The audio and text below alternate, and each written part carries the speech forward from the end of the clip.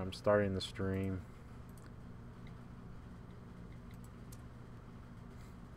All right, I'm recording. Air conditioner is working too well. All right, we are live. Very good. From the industrial wastelands of Michigan to the fruited plains of Iowa, this is the American Greenback. Sheer perversity.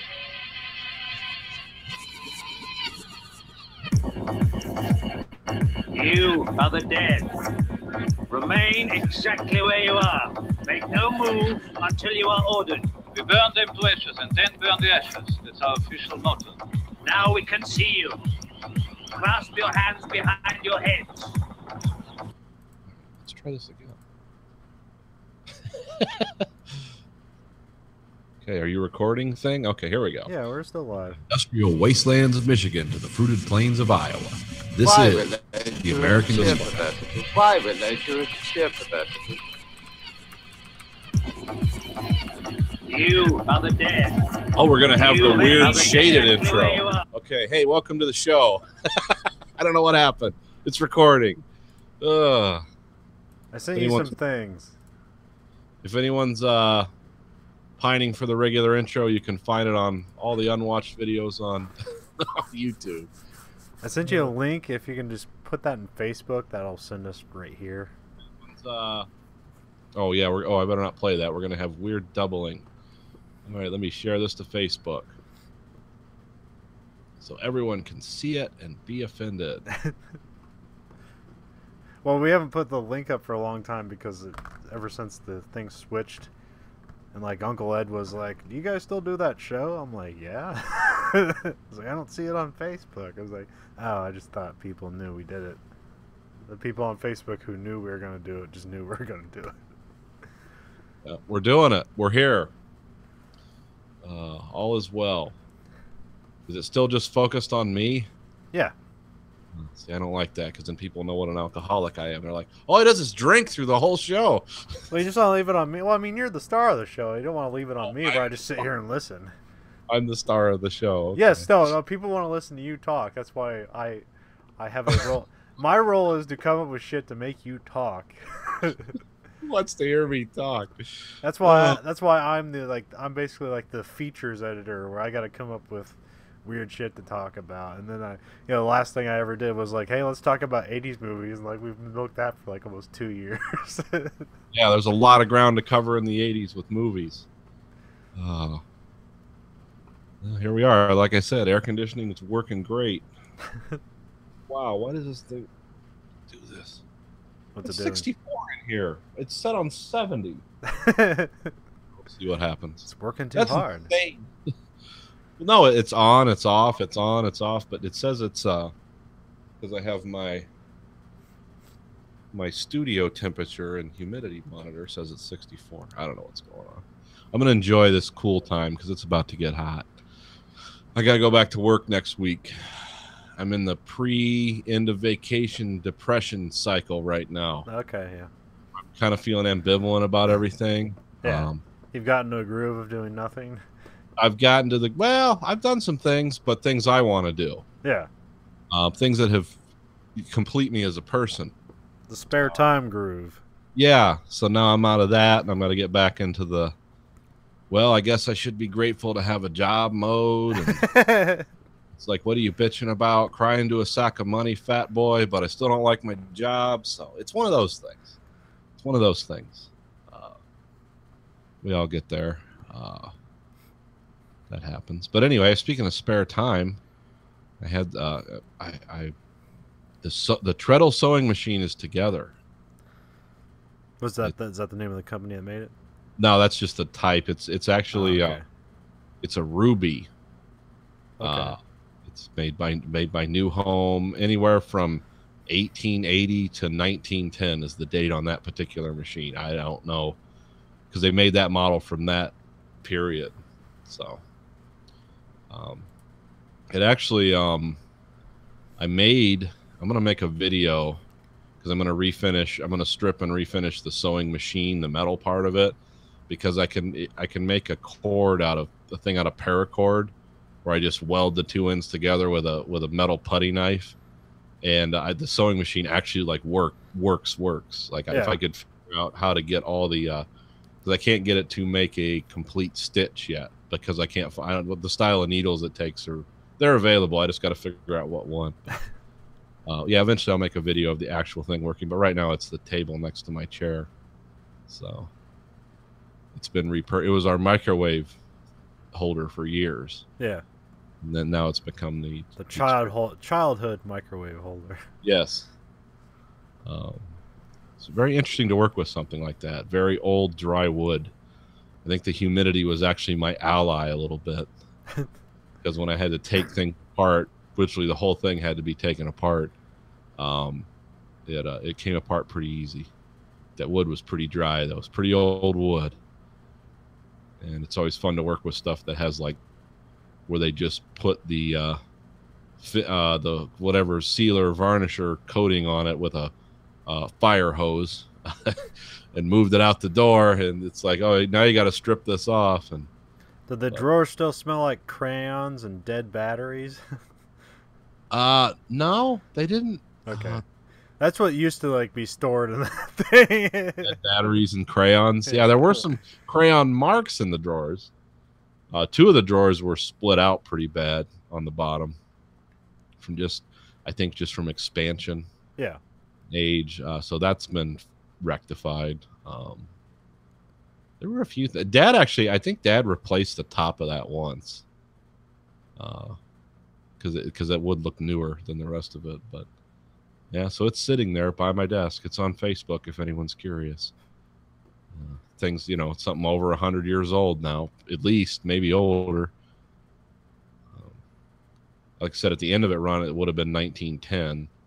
So, but that's because when you look up those old sewing machines and you look up how they run and how they were made, because you had the Singer, you had the New Home, there was like 100 different people that were making those. Yeah. And it's like, were there no patent laws back then? Because it seems like everyone was pretty much doing the same thing. Things looked a little different, but not a whole lot. Because the inside of that ruby is very similar to a Singer in how it functions and everything. But I was also like in the day where there's like territorial manufacturers. Like, yeah, these are the people that made the sewing machines for the South and the North and the West and the East and all that shit. Because nobody had factories in every country or every part of the world. And there's no shipping to send it everywhere, so it's just you didn't have freight haulers 3 times the size of aircraft carriers moving around the world. It's just like someone who happened to take a boat down somewhere and took it back with them and was like, let's steal this. Let's make it here in our factory. Looks like a good idea. I don't know when the Phillips screw heads came into use, but this was all flatheads. Every component on this where it was a screw, there were no Phillips heads anywhere on this. And of course, cast iron's always fun to work with because I had to score that down basically past the blacking and then put my own texture or my own paint on it. But yeah, it's interesting to see those techniques that they were using back then, which was you just poured molten iron into a sand mold and it had the texture of a sand mold. Huh? What's a sand mold? Is that what I'm thinking of? Like, well, it's like sand casting. You just put a form in there, you pour sand around it, you pack it in, and then you separate the jacket, and the form comes out, and then you put it back together and you pour molten iron in it or whatever. Huh. Yeah, the modern times they use like a loss foam where they put a mold in there that's just made out of like styrofoam, and then you just pour the hot metal in and it melts the foam out, and you can get really highly detailed casting with that.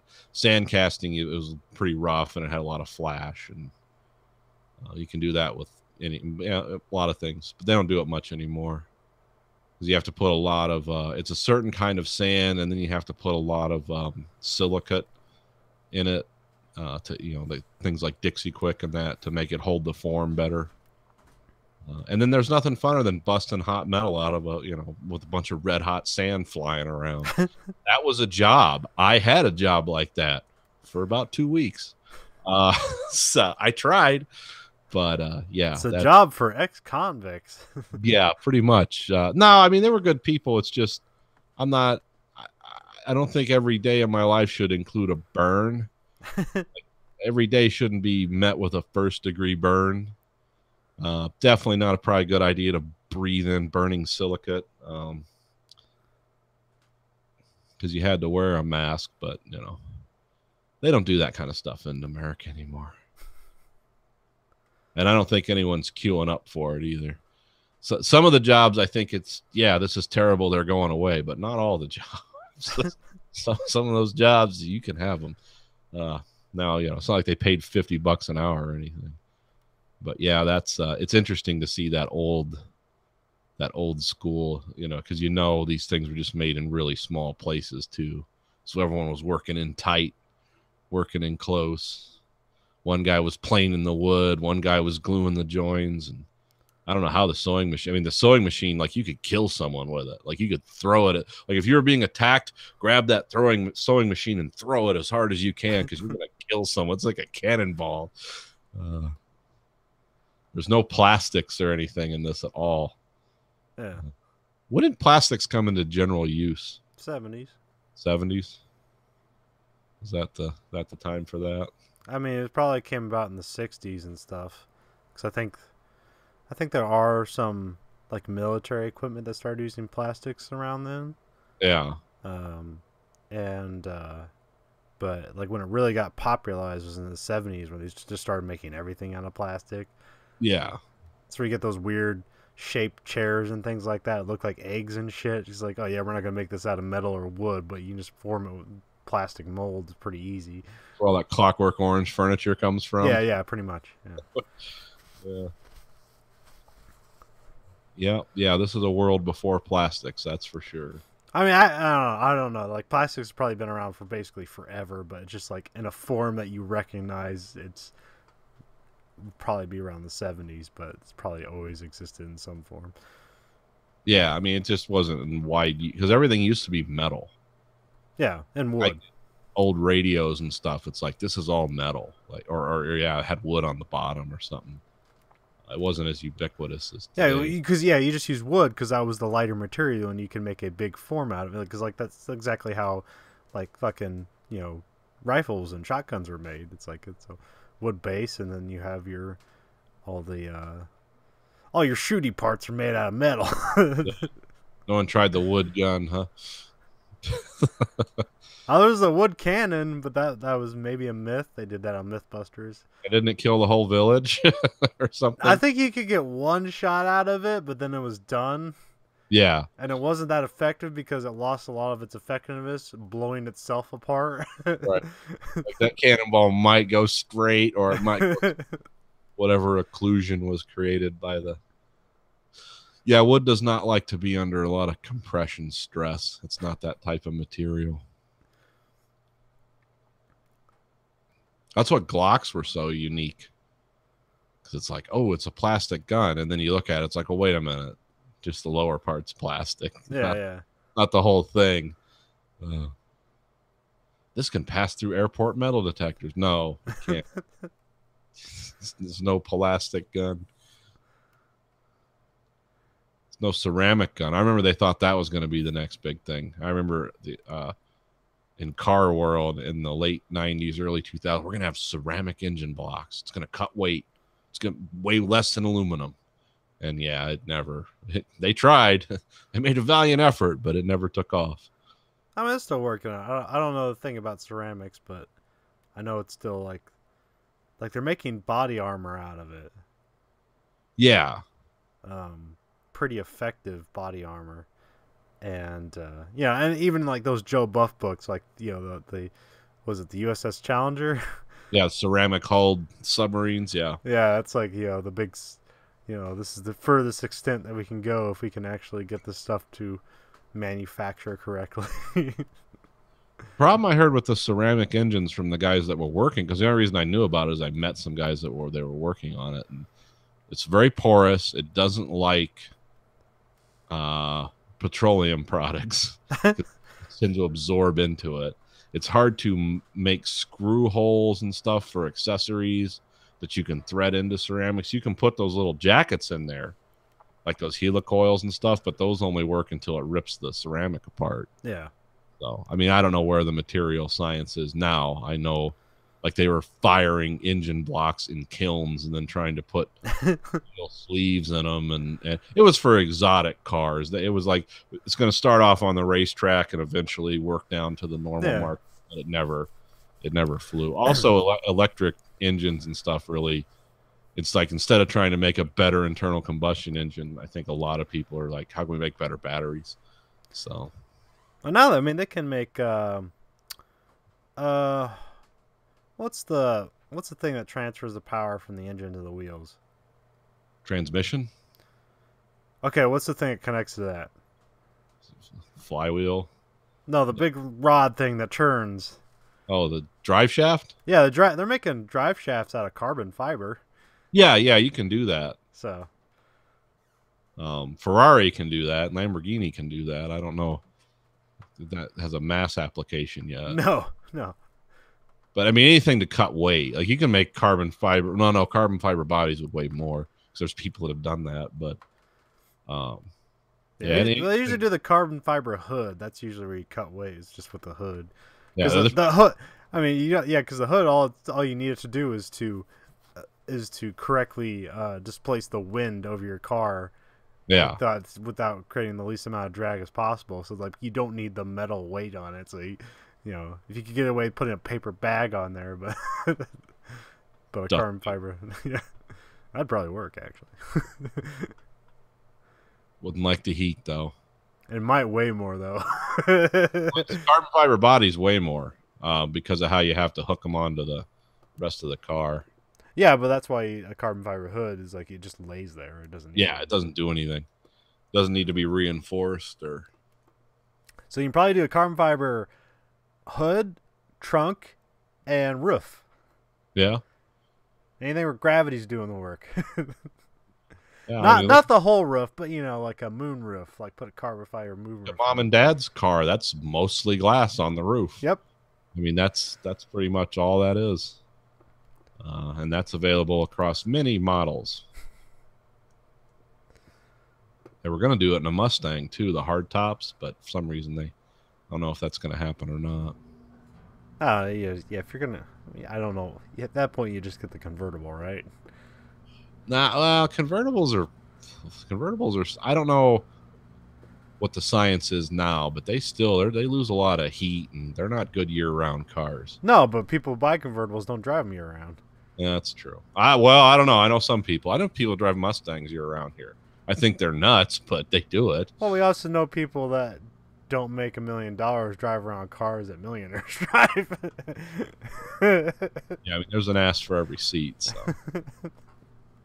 I know people have $50,000 motorcycles that have trouble making it to work in the winter because their car, it's like, oh, the water pumps out. It's like, how many miles does it have on it? 500,000. Jethro, you think it's time for maybe a new used car? Just $2,000 or $3,000. Nothing crazy. Oh, I got to get them new angle pipes for my motorcycle. It's like, okay, $50,000 motorcycle, gotcha. But yeah, that's old technology. I mean, that is just such a heavy world. Whenever you handle antique stuff like that, it's like, oh, this world was very heavy, and people were not nearly as big back then. Yeah, it's like, would you two guys to lift this? I mean, but that's also still like people deem that as a piece of quality. Is like how much weight something has. Yeah. So much so that those good old Beats by Dre's headphones, they just put like random like iron in it to make it feel more weighty. That adds nothing to the that adds nothing to the actual how they operate. Oh, they doing the Mercedes trick? Yeah. You put like heavy weights and you just ballast the doors. It's like, feel that close. That's a good solid thing. It's like, no, it's the same hollow piece of steel that every other car has. They're just putting steel weights in the bottom of it to make it feel meaty. I remember there's a racing league. It's in Japan. I want to say it's like Super GT or something like that. And they have a really interesting way of so like they don't have like rules against like how your car is built or anything like that. Like it's not like standardized, or you're not going to get like penalized for having something that's not like a standard piece of the racing equipment or something like that, like the way NASCAR is, or even like the way F1 is. But when you do your qualifying, like you basically get like a certain rating, and it equalizes everyone. Is like if your car is so much above everybody else, they just add weight to your car. Oh, okay. They just handicap you. Yeah. Give you extra strokes, huh? Yeah. Okay. So like basically, if your car is a piece of shit, it was like, well, you get no weight. Like, but actually, like it makes like every year it always comes down to the wire.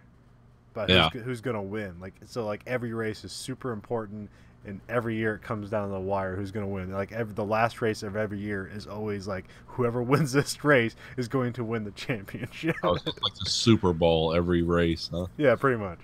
Oh, that's cool. The Japanese they have some. They do interesting things with cars. Yeah. They have some incredibly powerful cars that you can't even sell here. Because they, I don't know, they don't meet some standard or something. But I don't know what they do in Japan, though. I don't know what their rules are for the road, because they always seem like kind of a march in a row type of people. But for some reason, there's like they get the best Acura NSX, they get the Nissan Skyline. It's like, what are you doing with these cars over there? And I was like learning. Because like there's a podcast I listen to that talks about F1. I mostly listen to other people, not really for F1 racing. And they talk about other racing disciplines every time. And in the off season, they kind of explore other racing disciplines and like kind of talk about things like MotoGP and stuff like that. Or is it GT? I can't remember. The motorcycle racers. I believe it's GP. So the guys that lean all the way to the ground. Yeah. But they did one about NASCAR that was pretty interesting, where they talk about how, like, very untechnological those cars are. Yeah. To the point that there's no speedometer in the car. There is only a tachometer for revolutions. Yeah. So they don't know actually how fast they're going. Right. And when they do that on the lead lap before the race starts, where they're behind the safe, or I can't remember what it's called, the pace car. When they're behind the pace car, that pace car is giving them the idea of how fast you can drive in the pit lane, because you will get a penalty if you're driving too fast in the pit lane. Yeah. And the only way they know how slow to drive in the pit lane is when they're behind that car and they have to check their tachometer and like what gear they're in. Yeah, don't they all pretty much use the same engine now and stuff? Yeah, they're pretty much all the same cars. There's wiggle room here and there, and that's where the cheating comes in. Yeah. So I remember there's that one thing where, like, Jeff Gordon, like, they always said, like, his like engineering group were like the best. They said like he had to do something like chemically to his tires, because there was a race where like everybody put on 4 tires and he put on 2, and somehow he drew faster than everyone in the field with 2 tires. It's like, that's something fucked up there. That can't be true, because they're all using the same tires. Yeah. But also, you know, it's how well your car's built too, because like they take apart those cars and rebuild them like after every race. Oh yeah, the engines are wasted. Yeah. So, you know, like every little thing, if it's not put together right or a part's wrong, like it's gonna fuck up your performance. And if a car's working good, like sometimes that car will last good for like the whole season. Like you don't have to change a fucking thing on it. You just have to keep it with good working condition. But yeah. Then you get in a wreck. I knew they were. I know that NASCAR. I don't know a lot about it, but I know the cars. They're very similar. That the engines were very similar. The amount of power they produced was very similar. Well, that's what part of the whole NASCAR thing means. It's stock car racing. It's like National something Association of Stock Car Racing, I believe, something like that.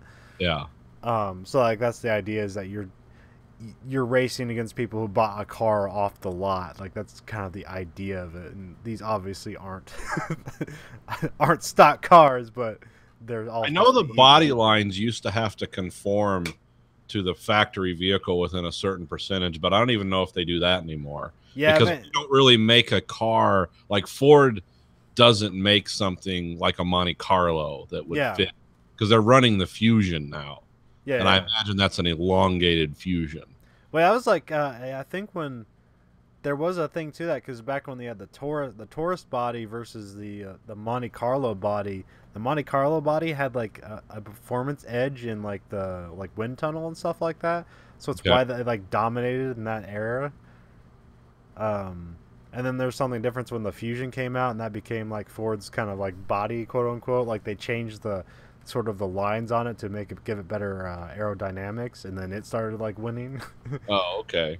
And then there's something also like when Toyota came in, they just said fuck it, and like their body was the best. But like, there was only 2 people that raced Toyotas. Yeah. Well, and then I know another thing a change they made that some people didn't like was they really went away from the road courses, where you really had to bang the shit out of the gears and pay attention. They have things like Darlington and stuff where you had to do figure eights and all. They just went to the circle track. Yeah, because that's what people like. Yeah, because that's where the most that's where the biggest kind of accidents happen, because you're driving the fastest speed and then like one wrong move. How fast are they going in those? Like 160, 180? Yeah. Yeah, I know it's pretty quick for for something like that. I don't even think they have clutches anymore, do they? I don't know. They just banging through the gears. I didn't know. I mean, I know they still have a shifter. Yeah. But I didn't know if they were actually clutching anymore. I don't know. I think so. It might be. It's dangerous. I mean, all that shit's dangerous. It's still dangerous. Still people dying. Yeah.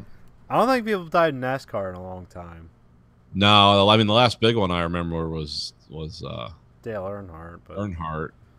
I think there was a couple people after that. Yeah. I think the most that has happened in IndyCar. I think a couple of people have died in like the last 5 years in IndyCar. Now, when did Formula One become a graveyard? I know they had like a 3-year period there where it was just like a slaughterhouse. Well, that's that movie Rush. Yeah. That's that era. Okay. We're like, because like in the movie Rush, it's like they calculate the statistics of you die, and it's like, well, we have a 25 we have 25 racers, and at least 1 or 2 of you are gonna die this year. So like you do the percentage, like, well, I have like a 1 or 2 and 20%, like some like 10% chance of dying this year. Yeah, dying. That doesn't include injury. And then that like after that, they did like when I can't remember. I think his name's Bernie Eccleston. When he came in, he made safety. Or after a bunch of people died, he made safety a priority, and then they didn't have a death for like till 4 years ago. Yeah, it was like a 25-year gap between deaths. Yeah, that's pretty good. I mean, for that, and the guy who died like 4 years ago, he lived for about a year, but he was like on life support. Yeah, and then he eventually died. So. I mean, Formula One's like wicked dangerous. I mean, it's because they do road courses. Those are the ones where they'd shift the gears and car bang and throw a huge flame out the back because they're just running those things so hard. Some of those are electric now, I heard. Yeah, they have electric motors in them. Yeah, it's the engines now. I don't know. They changed some things across the range, or just some. No, all of them have. All of them have to have a hybrid engine. Oh, okay. But there's only like 5 different engine manufacturers. Uh-huh. So Mercedes, they have a team, but they make engines for 2 other teams. Then there's Ferrari makes one, and then I think Renault makes one. and then Honda makes one, and Honda's the one that sucks. Oh, okay. They can't make an engine to save their life. Yeah. Well, I think it's like good in like acceleration, but it has no top speed. So they just like it doesn't matter. Like they can like do all right in a road course, but as soon as they hit a straightaway, it's just like Done. yeah.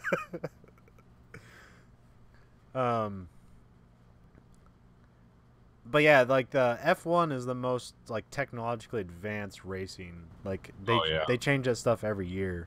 Yeah. And, like they don't even refuel in their cars anymore. Like that was like they made that illegal. Oh, really? No pit stops, just tire change? Yep, just tire changes. Oh, okay. So it's all tire strategies. So like you are supposed to, you put in a certain amount of fuel, and that's what you have for the rest of your race. And you got to kind of figure it out because like you don't want to put too much fuel in because you don't want to have like that extra weight in. So you got to like figure that out. Yeah, that's when it gets into all the crazy geometry. But yeah, that was it was like a thing. That was a big thing that happened. Was just like fires and refueling the cars. Yeah. And so they just eventually got to a point where it's like, well, the cars are efficient enough. We can do a whole race on one tank of gas. And so just gave them bigger gas tanks and no refueling. Yeah, because those guys would always have their hands underneath those steering wheels ready to yank them out because they just come up with these big, like, pittons of gas. Yeah. And, if the whole thing caught on fire, that driver was pulling that steering wheel the fuck out. But those things had to be hot as hell. I mean, some of those were like V6 engines doing 11,000 RPMs like consistently, and yeah, that's the old days stuff. I don't know what now it's they're V6s again. They had V8s before they switched over to this hybrid engine. Yeah, and it's amazing how the sound change is different because it went back to the V6 engines. They didn't have their top speed anymore, but they had better acceleration. Yeah, but like you didn't need to wear earplugs at the racetrack anymore. Well, they used to have V10s, V12s. They had crazy shit back in the day. They had a 6-wheel car. Like that F1 got really fucking crazy. They had a fan car where it had like a fan blower underneath where it created like I forget what it does. It basically like did something with thermodynamics where basically it had a fan underneath that created like it just created a suction field underneath the car. Oh, they're creating like a coefficient under the car. Yeah, and like it could not, and so like it could go so fast and it would never fly off the track because it created so much downforce that they could go as fast as they could around the corners. Oh, yeah, just pull that fucking wheel, huh? That's amazing.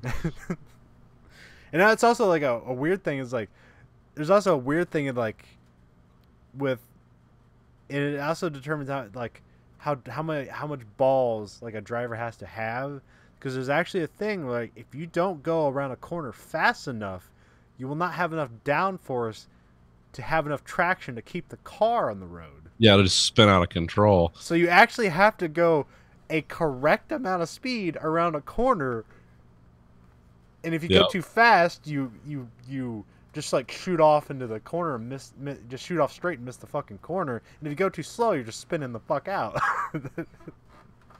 Yep. That's why all those guys that they always, I never understood how that whole, because I know there's like, you got to pick a line and follow it. And I've never driven a car that fast. So, but yeah, you'd always hear those guys talk about these strategies and these like split second decisions. Yeah. People are making. And, well, it's even shit like if you're driving behind a guy, it's because he's putting out exhaust.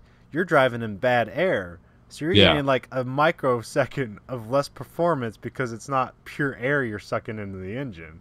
Right. That's how granular that shit gets. Oh yeah. But yeah. Have you ever seen the dragsters, the all electric dragsters, where it's just a battery? It looks like I don't think a drag racing car, but it's just a battery. Huh. Because it's funny because you'll see those things queue up and they're just like they can barely keep them running. Those drag racing cars. Yeah.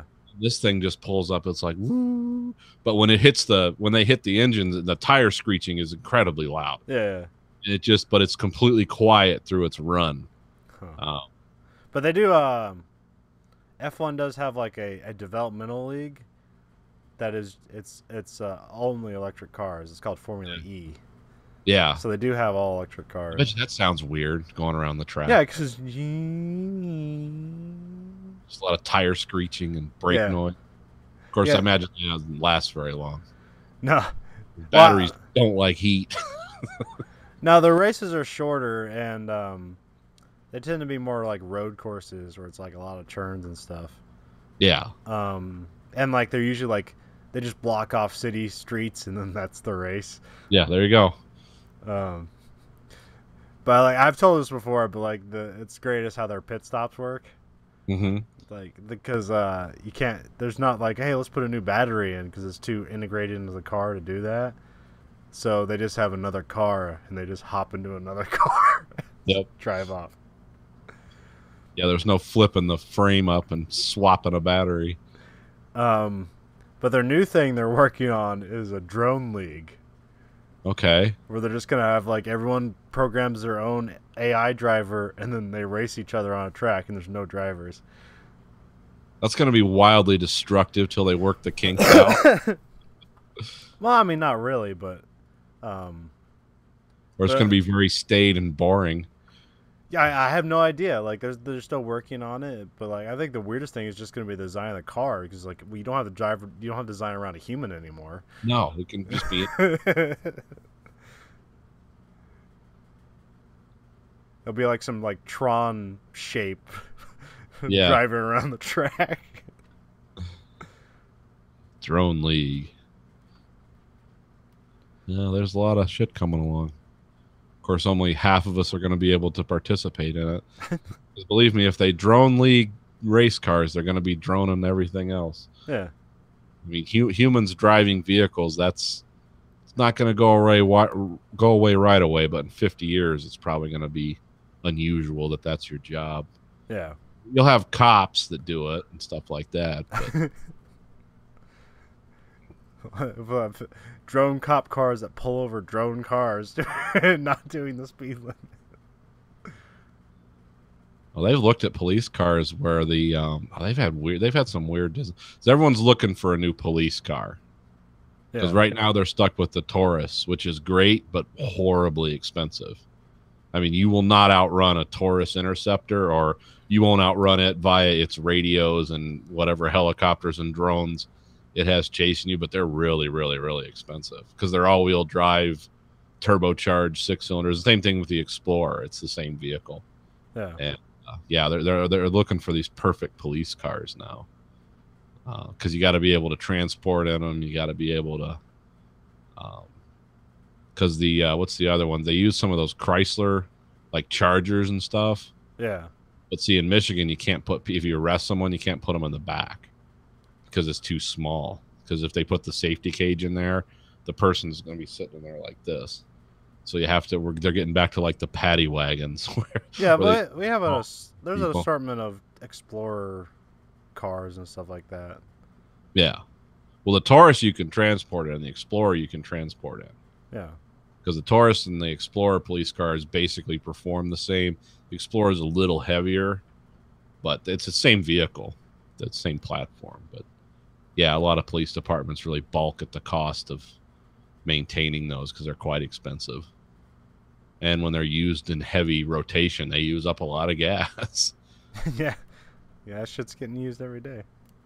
Well, I mean, and it's all night, 3 shifts. Twin spooled turbocharged engine too, so you're changing the oil every 4 days, I imagine, because you're running them pretty hard. But yeah, they're expensive, so they've come up with some weird solutions to. Well, they have a car that can hold 4 people and a driver, but most departments aren't. You know, you're lucky to get 1 cop in a car now. It's like, we're not going to put 4 people in a car. So, because that's one of the reasons. Like, I was listening to this long podcast about why it's like, why does it seem like more people are getting shot by police? Well, if you pay attention, most of the time it's 1 guy. Yeah. There were 2 guys there. Everyone would be a little more, not all the time, but a lot of times it's just 1 guy.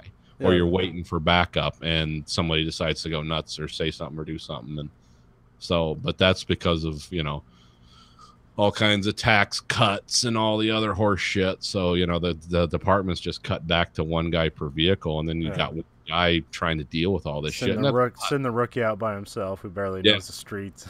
yeah. Or send a guy out who, like, a year ago was in the Helmand province of Afghanistan and still is of that mindset. It's like, I wonder why people are getting shot. Well, but yeah. That's but that, you know, we can't talk about that because no one can, God forbid anyone pay any taxes.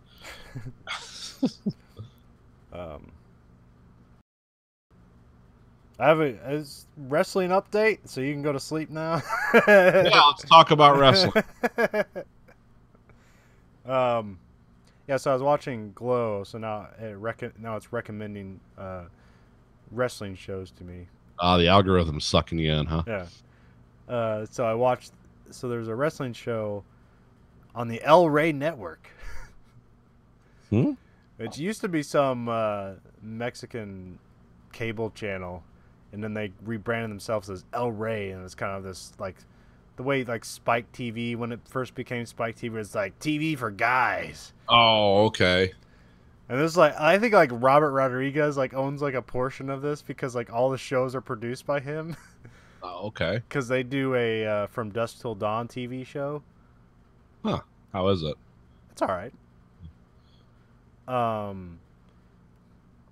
And then so it's for guys, but it's also like it's a formal Hispanic channel, so a lot of people, it's the same people that own it and run it, so it's very Hispanic focused too. Hence why it's called El Rey. Because when you first said that, I was thinking the letter L dash Ray. No, And El Rey. It's EL. I was like, okay, he's okay. So lots of luchadors and Yeah, so yeah, they have a wrestling show on there called Lucha Underground. okay. For those who don't know, lucha is a time-honored tradition of wrestling in Mexico. They wear the masks. Yeah, and not everybody, but some people. Oh, do. not everyone. Oh, I thought that was part of it. No, I mean, but there are a lot of masked wrestlers. Yeah, and, that and it's seems like a very hot to me, but- and it's like a lineage too, where it's like someone will like you'll lose the mask and someone else will don the mask, and you never know who their identity is. Oh, okay. So it adds kind of a soap opera element to it. Yeah, it adds more soap opera element to what it is. So I heard this show is good, so I started to watch it, and it is very good. It does not waste your time like a lot of other wrestling shows. Just get this, huh? It's an hour and it's edited, so it doesn't waste your time. Where like both WWE shows are like two. I think Raw used to be almost 3 hours long. Damn. And, yeah. I think they're both 2 hours now, Raw and SmackDown. Okay. And I was like, and it's also like there's such chills. Like half the time you're listening to a guy doing an on-screen ad before they cut to to commercial. It's not like a subtle ad, like brought to you by Monster Energy. Yeah, they'll just like someone's wrestling. And it's like, and don't forget to catch, as whatever USA show is out right now. Like, don't forget to catch Mr. Robot this Thursday. Oh, we got him in a Cobra Clutch. Oh, that's weird when they mix it in. Yeah. But I mean, WWE has never been apologetic about that shit, So No, they're there to make money. yeah, They're it's not- how they make money. Yeah. So yeah, there's a lot of filler. Not all the matches are great. Here it's an hour, and most of the matches are pretty good. And they seem to have no rules. They do some crazy dangerous shit. Backflip kicks and Yeah, because it's the lucha style is a lot of gymnastic, high flying shit.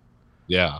But they're also doing like pile drivers and shit. There's one where like the dude he does a pile driver, but like he tucks the other dude's head like underneath his leg as he falls to the ground. It's like that man's dead.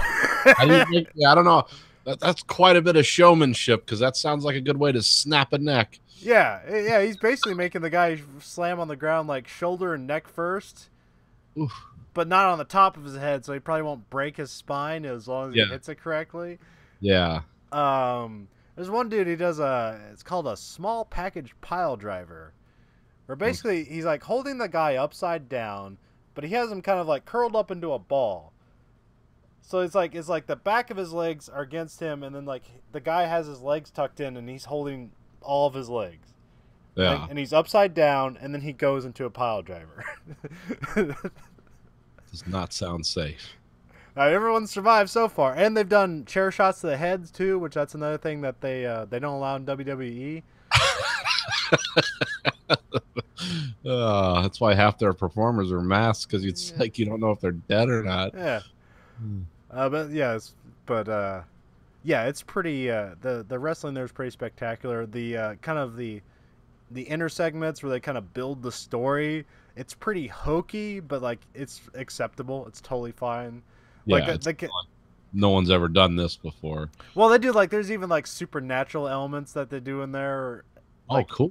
In between, but then like when the match starts, like, oh, it's just two guys fighting in the ring, but then like outside the ring, it's like there's something mysterious and supernatural going on. Because like even like the guy like talks about the guy who's like the owner of the show, he talks about it like this is his temple, and like he's trying to like appease the Aztec gods, like the ancient Aztec gods that this whole wrestling thing's supposed to all be about. And then he has a key on his chest that he talks to some mysterious figure in a cage. And it's just the first season. And I was looking up like some stuff on Internet Movie Database because like I want to know like how this started and like what's the production kind of behind the scenes on this. And I saw like it said something like 90 episodes. And I was like, this thing's only been around for like a couple of years. How many fucking episodes are in a season? It's like 39. I was like, Jesus Christ. Wow. Oh, I forgot like because like that's the same thing with WWE. Like WWE never stops. Yeah, it's true. It doesn't. There's no like season finale. That's right. Yeah, because they have SummerSlam. They have. Well, they do. So there's 52 weeks in the year. So that's they. So they do 52 television shows, and they have 2 television shows. So that's 104 shows a year, plus 12 pay-per-views every year. So that's 116 shows they do every year. Yeah. Yeah, and they travel every week. They go to a new city. It's fucking crazy. Here it's just it's in one place. In Lucha Underground, it's in the same place every time. So they just go to where are they at? Boyle Heights, Los Angeles. Okay. I tried to look up some trivia to like what the hell is Boyle Heights, and it's like it's a part of Los Angeles, but there's like 100,000 people. And 95% of the population is Hispanic. Okay. So it's Little Mexico. Yeah. It's also supposedly dangerous there, too. So. Oh, yeah. Because like a lot, like there's like they're like main guy of the show, and he never talks. They call him Prince Puma, and he's got a mask that has like Puma stuff on it. He's like he's like from Boyle Heights, like that's his character. He's from the local area. And like they have like a no holds barred match where it's basically you like have chairs and anything that's like illegal is like good to go. And they call it a Boyle Heights, like a Boyle Heights match, or a Boyle Heights street fight. Like that's how they call it. It's like, well, why would you name something where like there's no rules and like extreme stuff happens if your part of town isn't dangerous as fuck? And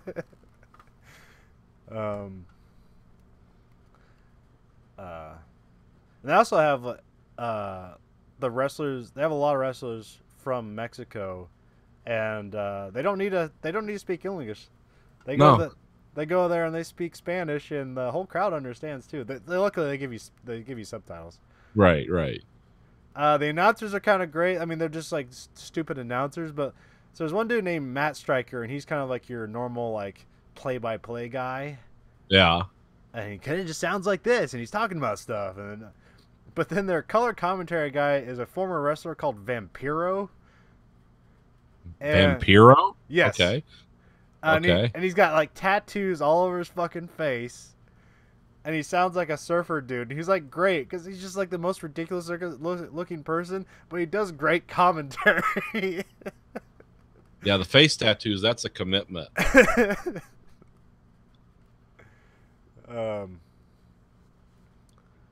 gonna look this guy up. Keep talking. So I'm trying to think of the stuff. Yeah, they had their first, and also there's no gender divide, so women can wrestle men and stuff like that too. So Okay. And they also have like their joke wrestlers. They have like they have a little person wrestler that comes in. And they have their transvestite wrestler that comes in named Pimpinella. Pimpinella? Yeah. Okay. And the crowd, whenever Pimpinella comes in, the crowd loves it. I mean, Pimpinella always eventually gets the fuck beat out. But, that's like kind of like this standard for... Right. I like they always have like the little guy when he comes in, he always like kicks the giant guy's ass for a little bit, and there's a part where the guy just destroys him. Or there's a part where he goes for he kind of jumps to go for like some sort of like move or like lariat or something like that, and he just kicks the guy out of the fucking air.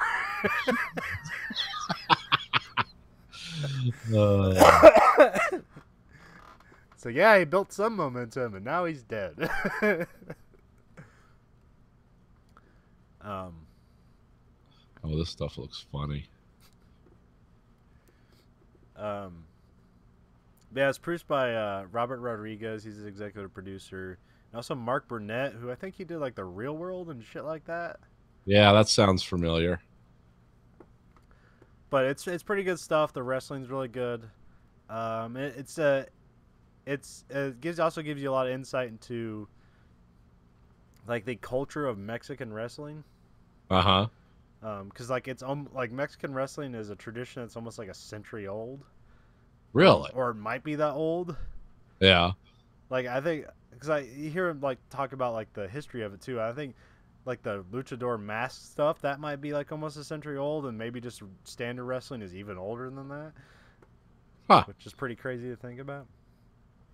But like in American wrestling, it's more of it's a reflection of the culture. Right. And I get the feeling that wrestling in Mexico is more like a part of the culture. Oh, okay. So they're not holding a mirror up to themselves. They're just embracing it more. Yes, yeah. Well, it's almost like old style where it's like good versus evil and things like that. And Yeah, like, real simple. Yeah, it's almost opera rather than like kind of almost like farce, like what we do here. Yeah, here it's almost commentary. And then I was also listening to a bunch of interviews on Mark Maron because he's like interviewing everybody on Glow. And I was kind of I was looking at other stuff on YouTube videos about Japanese wrestling, because there it's huge there too. And their big one there is called like New Japan Pro. Okay. And like their style is way different too, because like they call it the style of wrestling they do there, they call it strong style. Okay. Which basically you're fucking hitting somebody for real there. Oh, okay. It's like okay, it's still choreographed, but it's like, and this is the part where I punch you in the face. It's like, yeah, but you don't really punch me. He's like, no, I punch you in the face. It's like, why are you gonna do that? I was like, well, you know it's coming. Just brace for the impact. They also do shit where like put barbed wire on the ring and tacks everywhere and do that shit. They do a lot of crazy shit in Japan. Broken glass. Yeah. I don't know how much safety concerns are there, but it's entertaining, I guess. And there it's Japan, you got to die for your art. But there it's like it's less theatrical. Like you still have like the storylines and stuff, but like most of the wrestling is the wrestling. It's less story and more wrestling. Yeah. So like their matches last way longer and are more harrowing to get through.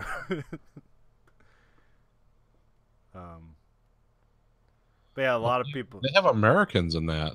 Oh yeah, all the time. Yeah.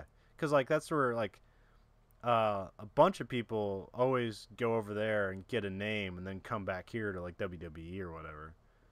And even like some of the people in Lucha Underground, like they got big over in Japan.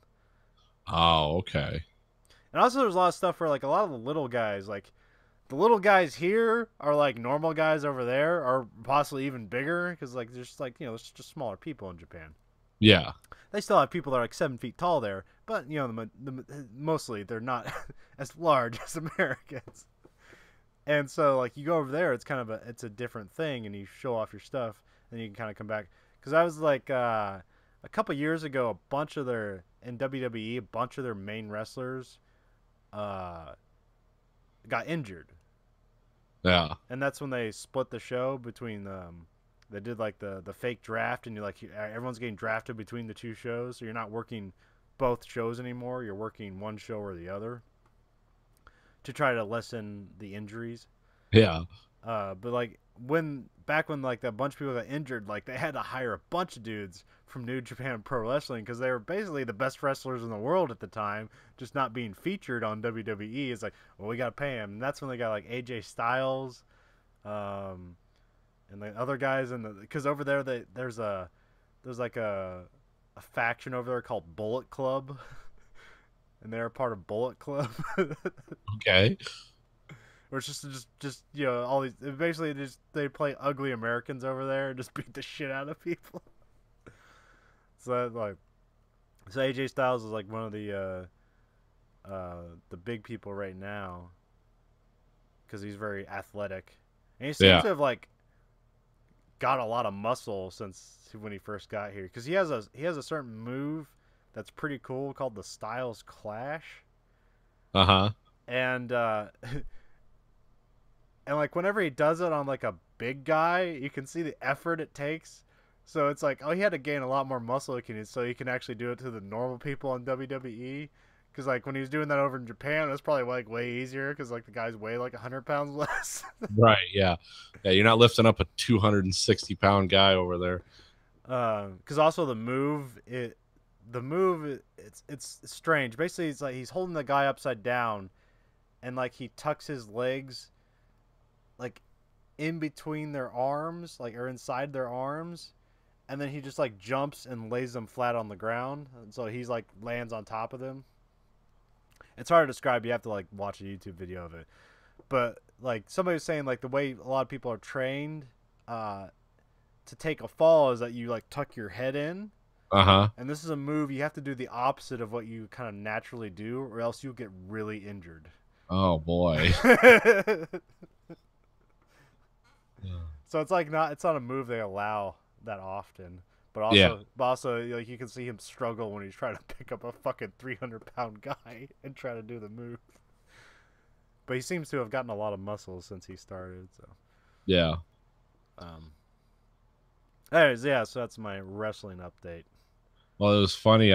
Speaking of like exhibition fighting, they had me and Stacy, because just basically had the whole week off.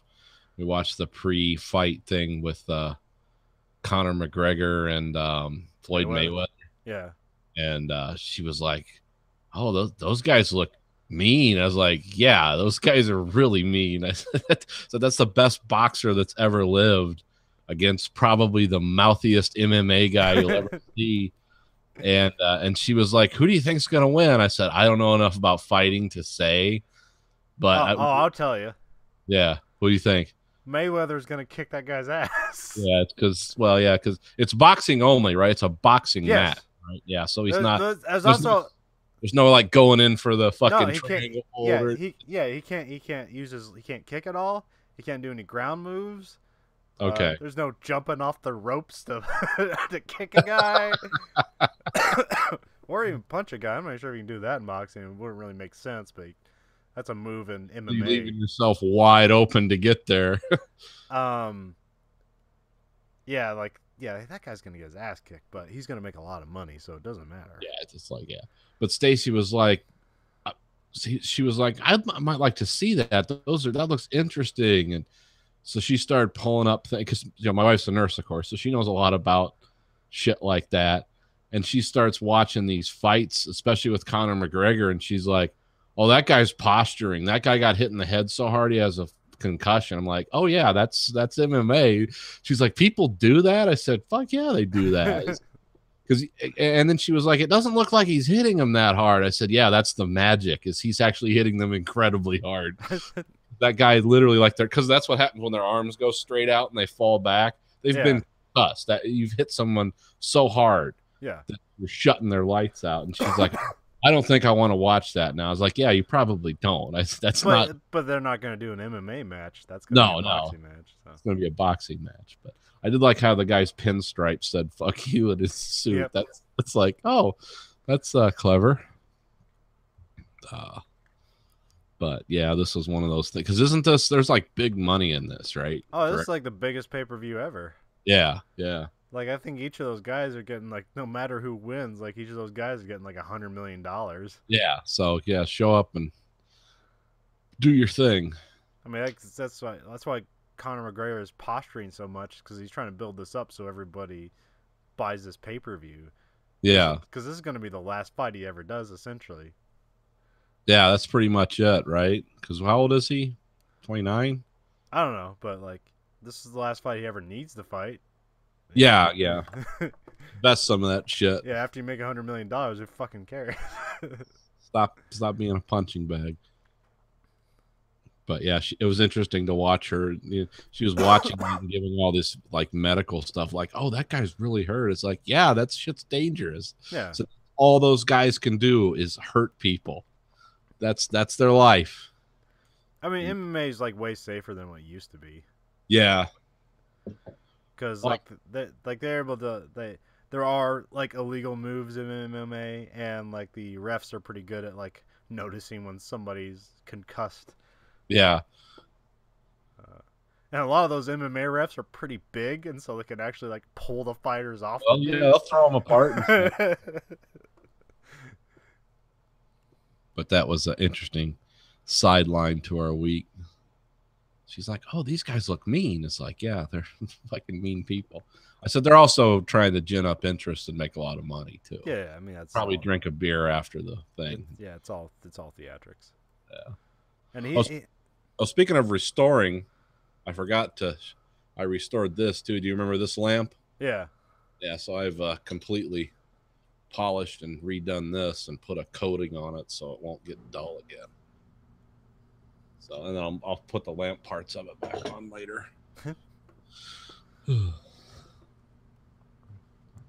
Take our blowtorch break there. I actually saw a YouTube video on how to make one of those work. Those things are actually pretty effective. Yeah.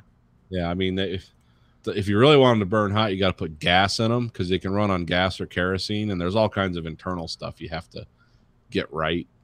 But I would never fill that thing with gas and try to use it because I want my hand to get blown off. But I mean, is that actually like a blowtorch, or is it more like a brazing torch or something? Well, it has like you fill it up in the bottom here. Yeah. And then it has this thing here, which you generate pressure. Now I'd have to get new seals for it, and they're like cork seals. But this thing here, you generate pressure with it, and then you kind of see this little thing trough down here. You kind of put fuel in there and just light it on fire and heat the whole thing up, and then you open this valve, and this thing being heated up by this little tray down here. Yeah. It starts to draw the fire out, and then the more you open this valve, the more flame comes out. But it'll shoot. It'll be like, you know, it doesn't just like, it's not a light flame, but you know, it's the only way it runs that hot is with gasoline, because kerosene, it is more like a brazing torch. Yeah. There's no fucking way I'd fill this with gas. I made a bomb. Yeah. Watch Daddy burn like a torch. Come here, kids. Because I can just go buy a Burns-O-Matic torch for $7. It's like, yeah, I'm gonna do that. But yeah, those were used for you could like I forget, they used those for a long time, but mainly they were like the brazing thing. There was a lot of automotive applications where you just heated up bars of lead to make because that's what you used to use instead of Bondo. Yeah. Just a bar of lead and heat it up and then sand it really good, not wearing a mask, just blowing that lead all over the place. By God, it made for a clean line on a car. But yeah, those are the kind of torches you use for that shit. Just a way to fill cracks.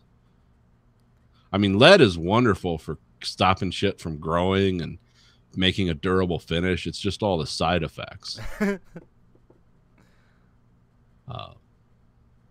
Yeah, don't they just literally call that leading? Yeah. Okay.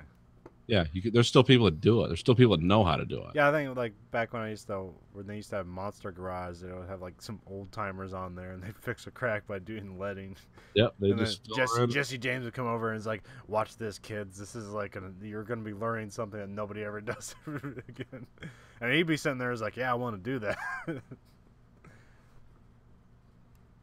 Yeah. I forget. I think that might have been. I've seen that other. I've seen that done in real life too. I know people that shoot straight lacquer finishes onto cars and stuff, but you have to buy all that shit in Mexico and do it in a clandestine way. Makes for a beautiful finish, but a lot of those finishes are very high maintenance too. It's like, yeah, that shit looked beautiful until like a rock hit it, and because it was just hard paint. Yeah. There were advantages and disadvantages. There's a reason there's not like a big push to, like, yeah, we need to go straight back to triple lacquer, and it's like, no, nobody's doing that. Hell, half your automotive shit's water based now, so. But it's hard to make a car look like liquid mercury, that kind of finish, with some of the others. I mean, you can polish it to that point now. Yep, back when the world was made of lead. Well, that's why you never heard about black mold and shit until they took the lead out of paint. That's why they put lead in paint. Huh. Like, you paint that shit down, nothing's growing on that. That area is bacteria free at this point. Now, of course, it'll make your kids retarded and stuff, but stay out of the room when it dries. But yeah, that was. I have some bars of lead in my garage I got from somewhere. I don't heat them up, just for nostalgia's sake, but solder used to be mostly lead. Still is, I think. Or That's it's a composite mostly. What is the metal they used? They substitute some metal that kind of acts like lead, but it's not nearly as toxic. Yeah, because most all your solder is lead free. Oh, okay.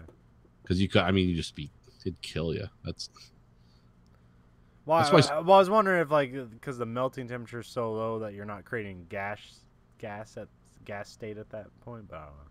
Yeah, I'm not sure. I know most of it's lead free. It didn't used to be. It's like zinc or some shit. Yeah, well, they used to have solder pots that people that worked in like factories where they just put diodes on boards. They used to just have a heated bowl of solder, just pure lead in the middle. Just dip it in, put it on the board, dip it in. Well, yeah, I think that was like because they gave one of the people on Halt and Catch Fire like a mental disorder, and they were trying to attribute to him like working on, because he was like a engineer, he was a hardware guy. Yeah, it was like he did so much soldering that he breathed all that in, and eventually gave him like a mental disorder. Oh yeah. This is why Social Security is being pushed now kind of out to a limit, whereas before, when they rolled it out and the retirement age was 58, it's like, yeah, they're not going to live much longer than that, because everything around you was deadly. But I don't know. Still some cool old things out there, like casting bullets. You ever seen people cast lead bullets? Like, oh my god, dude. No, just in the Patriot. Yeah. Oh, you can. There's still people that do it in real life. The stuff they're doing in the Patriot is primarily the stuff they're doing too, because it's all for like, black powder muzzle. Okay. Yeah. All right. It's the same technique. I don't know why you have to make your own when you can buy them ready made, but some people.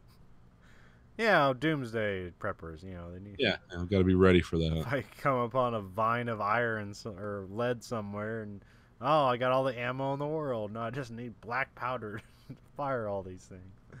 I need bird piss or bird shit and something else. Well, anyway, watched a movie this week. I watched it twice. I watched it once in the version you gave me, and then it was available on Prime, and me and Stacy watched it. Oh, was there a difference?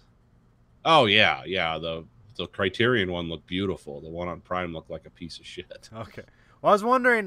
There's a scene in there when they have the backstory where he wires the guy, Yeah, and like it looked really grainy. So I was wondering if that was not in the original cut and they restored that footage. that whole section is weird. But we'll get to that in a little bit because it's something that happened in it very quickly. His kind of backstory, but Because I didn't know if that was in the theatrical cut because it just like it looked really grainy in I was like, well, they didn't restore it that way, did they? Or maybe this was something that they recovered from like a really old print and that was the best they could do. that might have been. Or it was just shot, or because it was like a flashback, they might have just shot it on like 16 millimeter or something like that, and that's why it's so grainy or some shit. Yeah. But anyway, this week's movie is Blowout. starring John Travolta, directed by Brian De Palma, and starring Nancy Allen, John Lithgow, and Dennis Franz. For anyone who doesn't know, Nancy Allen is RoboCop's partner in the original RoboCop movies. Yeah. That's where I knew her from. Yeah, that's the only place I know because I looked her up and was like, her name sounds familiar. I was like, oh, it's RoboCop's partner. Yeah. And But nothing else. Well, it seems like I looked up her stuff and she's in a lot of early De Palma films too. So Yeah. Yeah, she seemed to have kind of an arc working with directors. But this was a 1981 film, but it seemed older. This was one of those transition films where we're going from the gritty 70s to the early 80s. yeah, this seems more like a 70s movie than an 80s Yeah. movie. And it also seems like this reminded me a lot of like kind of Rear Window-ish kind of Yeah, kind of. sort of an homage to Hitchcock. Yeah, Hitchcocking, yeah. But it was an interesting film. This is a guy who's would you call him a Foley guy now or just a sound technician? He'd be a sound designer. It's Foley's kind of a separate art. Okay. He's more the guy like, I mean, here he's working for like a low rent like schlock company, so he'd probably do it all. Yeah. But yeah, he'd be like a sound designer or possibly just a sound engineer in general, where he goes and he would craft all the sounds together to make the scene come to life. Okay. And so like a Foley artist is a person who just like creates sound, and they basically kind of like do ADR. Like if you see a Foley session, like they're watching the movie and they kind of have a implement of tools, the weirdest fucking things to make sounds. Yeah, But I've like- seen it for video games because they'll like put celery in a newspaper and break it over a table because it sounds like bones breaking. Or, Yeah. yeah. So that's a more of an art form than I guess I see what you're saying there. But I mean, like typically, like a Foley artist, like if that's their job, that's the thing to do. They wouldn't like necessarily like they would give their library of sounds to the sound engineer, and they would line everything up in the movie, and that would be their job. That would be kind of what John Travolta would be doing. Okay. And okay. and like he'd have like what you guys says like we need more wind. He's like, well, we've just been using the wind from the wind library. He's like, yeah, I'm hearing this too often. Which that was actually the origin for this movie in Brian De Palma's head, because like he's making all these movies and he's talking to a sound engineer. He's like, I've heard this wind before. We need new wind. Oh, okay. And so like that guy went out in his backyard and recorded some wind, and then he came back to Brian De Palma, and like that whole like kind of idea is like, well, what if he recorded a murder in that time? And that's pretty much where he came up with the idea for the movie, because he wrote this movie, and I don't think Brian De Palma really wrote many of the movies he directed. So. Oh, okay. Yeah, this movie this is an interesting. It's one of those middle children movies of we're going from the 70s into the 80s, and it has a lot of 70s sensibilities to it. But it is an 80s movie, Yeah. 1991, so it was very early 80s. But it was surprising to see John Lithgow, and I didn't even look at the cast. I knew John Travolta was in it from the front. Yeah. But I didn't know it's like, oh, John Lithgow, and he almost has hair. And Oh, Dennis Franz. It's like who looks about the same age. Yeah, they both look 40 years old for the rest of them. Yeah, they're eternal 40. And John Travolta looked really young in this. Oh yeah. And did a good job I think he did a good job as an actor in this. Yeah, because like like Saturday Night Fever was before this, Yeah. and like he was kind of plays a schmuck, and then I don't know where Welcome Back Kotter fits in with all this. You know, I didn't check, but I'm sure it's somewhere in here. But yeah, he was kind of a buffoon in a lot of his early roles, and this is like a much more serious role. Yeah. And this is also kind of like the start of his kind of dry period in Hollywood. Right. Like he didn't get hired again basically till Pulp Fiction, or at least not in anything big. Yeah. Yeah, this was kind of it for him. But this movie is not a big success when it came out. Nope. Critically, Not even critics didn't even like it. Oh, they didn't? I have a review here from 81 from the Times. Well, yeah, there's a review in the liner notes of a critic, because there's like some critic at the time who's like, there's kind of a weird back and forth between her and De Palma. Okay. And like she really like championed this film, but like not many other critics championed this film. Oh, okay. I'm not exactly sure why. I think they might have just thought it was like they thought it was too simple or something. Oh, okay. It's like, because if you kind of like dig down, it's like what's the motivation for John Lithgow? His character's kind of weird and stupid and nonsensical, but you need somebody to create the drama. You need somebody dangerous. And I think also I guess the presidential assassination thing at the time was kind of seen as tabooish. Yeah. Well, this is kind of there was an arc of films from because the Kennedy assassination was 10 years before this, or even more. But a lot of things came after Watergate. A lot of films. Yeah, like All the President's Men and stuff like that. Well, there's a couple of them. There's kind of a trilogy of 70s paranoia. There's All the President's Men. There's another one I remember called The Parallax View. Okay. That's with Warren Beatty's in it, and they get something on film where they find they actually film an assassination of a presidential candidate. It was very, very reminiscent of the Robert Kennedy assassination. Now, that was from 74. And then there's another kind of odd one Francis Ford Coppola did with Gene Hackman, where he's like a wireman. He's a sound guy. Yeah. Too. He bugs people, and that's called The Conversation. And that had to do with recording secret things and normal people being caught in things much bigger than themselves, but it all involved like the politics and government and assassination. And but in this movie, you don't other than the hitman and why am I losing my thread here?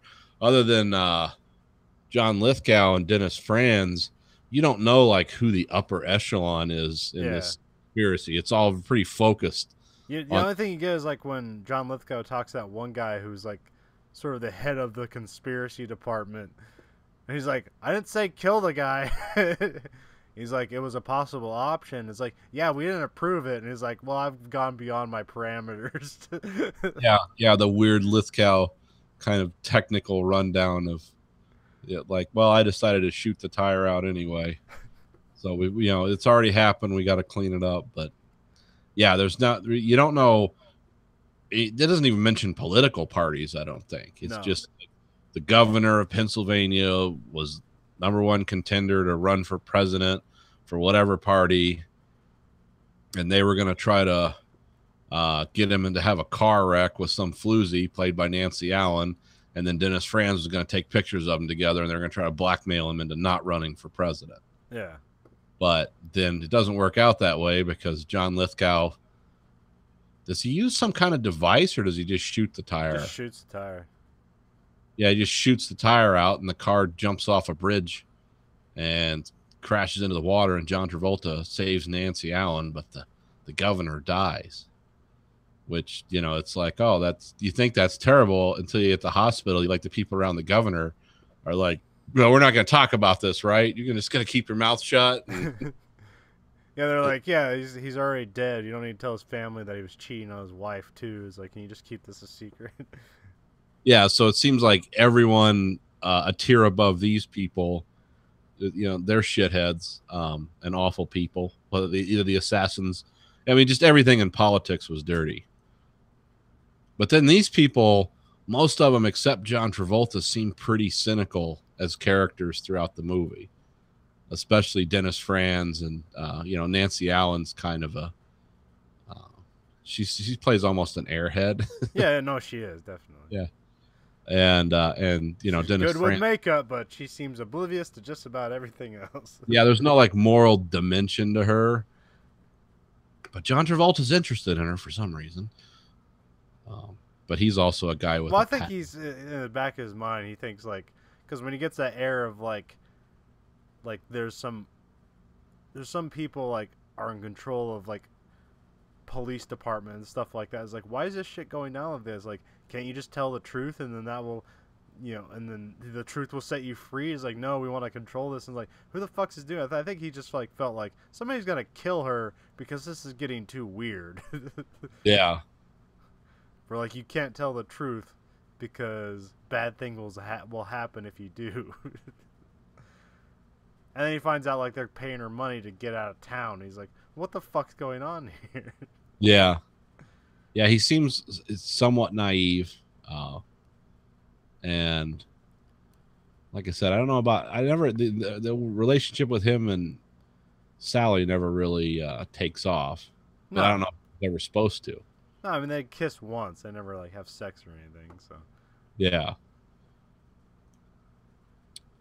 I thought it was neat how he got pictures, because when Dennis Franz sold the pictures he took to the press, and he takes those and puts them in some machine. I don't know what any of the equipment he was using. He cuts out the machine. He cuts out the pictures from the magazine, and he puts them. It's basically like an animation machine where you just take a picture of one frame at a time.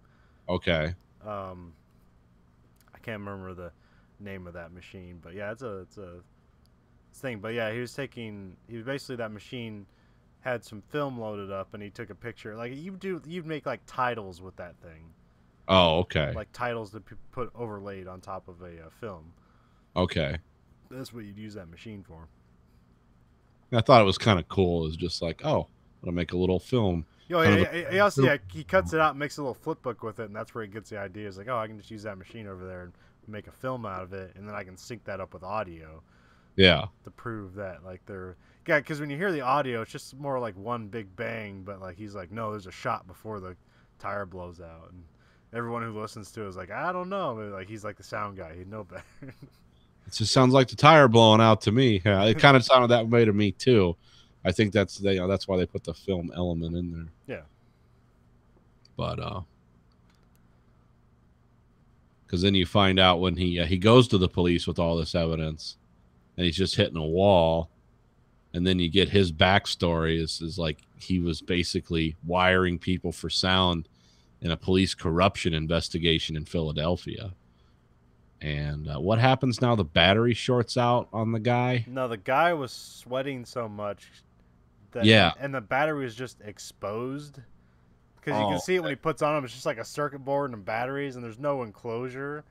Yeah, and the guy was sweating so much that like the batteries were arcing to his skin. Oh, that would be painful. Yeah, so that's why he was like, yeah, can you pull over here? He's trying to take the whole thing off in the bathroom, and then apparently discover it and hang him. Yeah. And then apparently he like dies within like 8 seconds of being hanged. Yeah, not only does a guy walk in the bathroom, hang a full-grown man, but he dies very quickly. When me and my wife were watching it, she was like, that was quick. I said, yeah, that's weird editing. That's something happened there that like we got to cut time from something. That happens a lot in this movie. Like, how long it would take to actually strangle somebody? It takes a lot longer than in this film. But, you know, That'd be a bit more brutal if you actually stood there for the appropriate amount of time for someone to die from strangulation. Stood there for 8 minutes, just staring in their face like a fucking lunatic. Yeah, that would probably not sit well with some people. That'd be like something David Lynch would do that.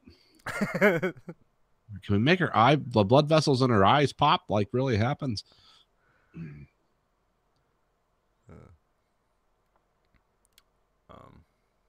And then just, I mean, we can.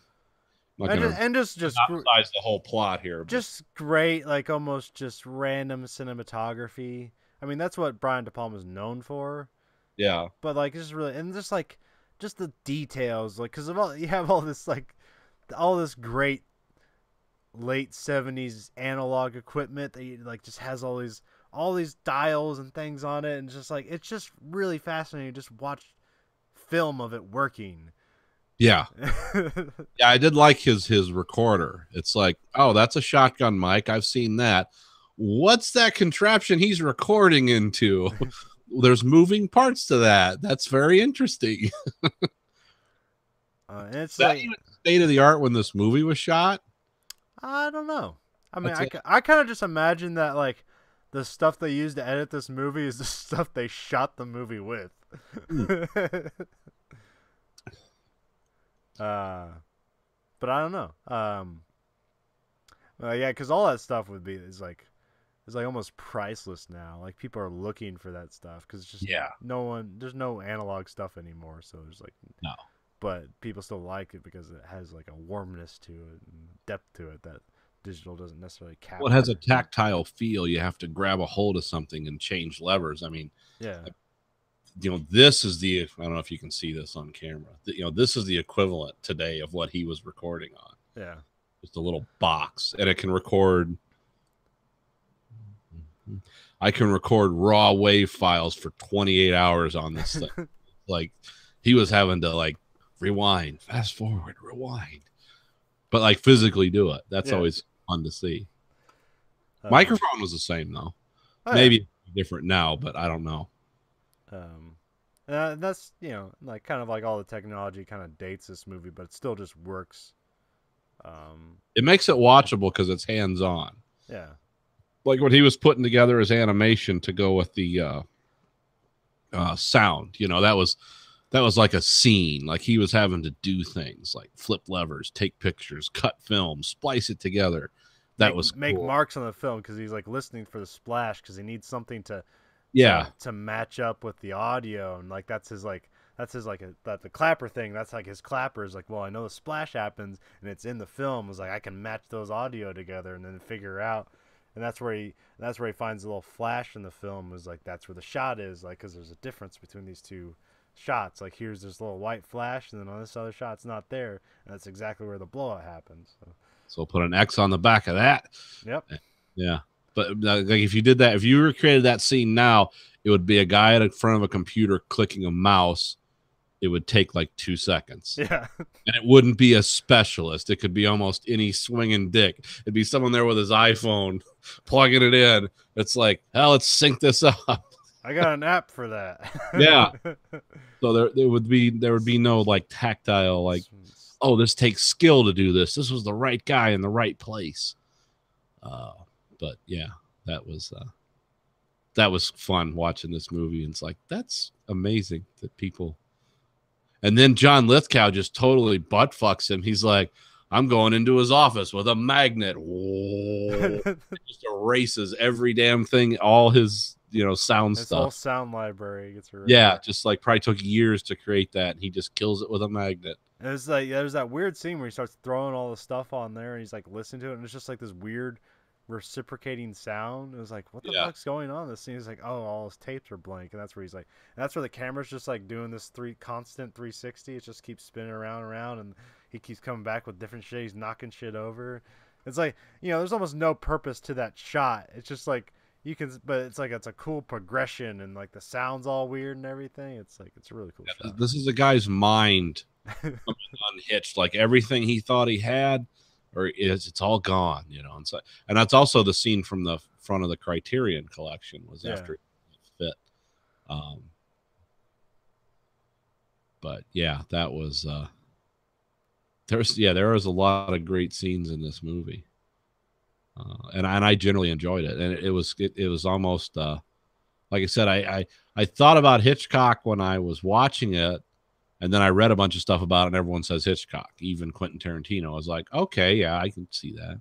Yeah. Because it was kind of an unraveling mystery with characters that were out of their depth. It's not like, you know, John Travolta was like a trained agent, you know, who knew how to do things like this. No, he was just a guy. Well, I mean, he was the right guy to figure it out, but the wrong guy to like do any kind of prosecution or any kind of arrest or anything like that. Like, he basically, like, no one's willing to listen to him except for like the news guy. And that only It's comes interesting that the news guy here is like the good guy. Like the cops are all shit. The news guy's like, yeah, bring it in. We can talk about this. I want to help you. And I like how John Travolta is like, but I'm just a conspiracy kook, and he's like, I don't think you are. It's like, because it's not like the usual play. It's like I'm telling the truth. Why won't anybody listen to me? It's like, but here it's like, no one's gonna fucking listen to me. Like, why the fuck are you talking to me? It's like, I'm gonna listen to you. It's kind of like a role reversal of like the standard kind of like, I'm trying to tell everybody the truth and no one's listening scene. Yeah, well, this again a product of its time. There was a time when the press, after Nixon was, you know, because of Watergate and, you know, all the president's men and all, there was a time when, you know, the press was seen as like, oh, heroic purveyors of the truth. But there's also a weird scene with the police guy he goes to, where he's like, look, I got all this evidence, and like he's very confrontational about even like talking to him. But he's like, no, I'm an honest cop. I'm gonna go through all this evidence you're giving me. It's like, I'm not gonna just like forget all this shit. But I also like want to call you a shithead until you get the fuck out of my face. Yeah. And he calls him back and is like, all this shit's blank. What the fuck are you giving to me? Yeah. So it was kind of it was an interesting movie. It's not a movie you see every day. I'm not going to say it's great, like it didn't change my understanding of film, but this was like a good movie that I'd never heard of before you sent it. It's very detailed in the way movies just aren't really anymore. Yeah. Where you see a character go through an operation and an order of operations to accomplish a goal. Yeah. Where a lot of times this stuff is just skipped over, either because like, well, the audience is going to find it boring, or it's not necessary. You just get to the end result and then that's good enough. But here it's like you see the process, and it's like the process is a lot of times more interesting than the mystery. Because the mystery is very simple. It's like we all know what happened, but he has to prove it, and he has to go to a process to do that.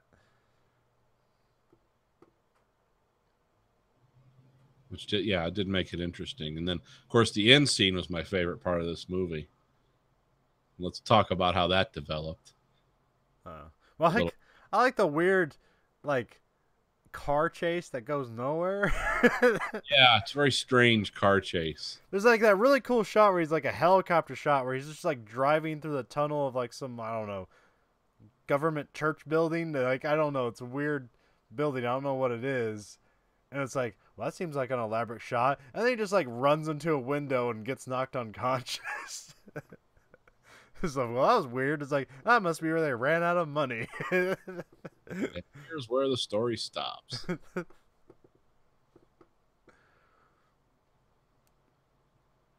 I was like that the movie opens with a slasher flick, basically. Like, it was almost like a commentary on his own movies. Yeah. Yeah, because it opened up, it almost looked like, what is this, Halloween? What are they?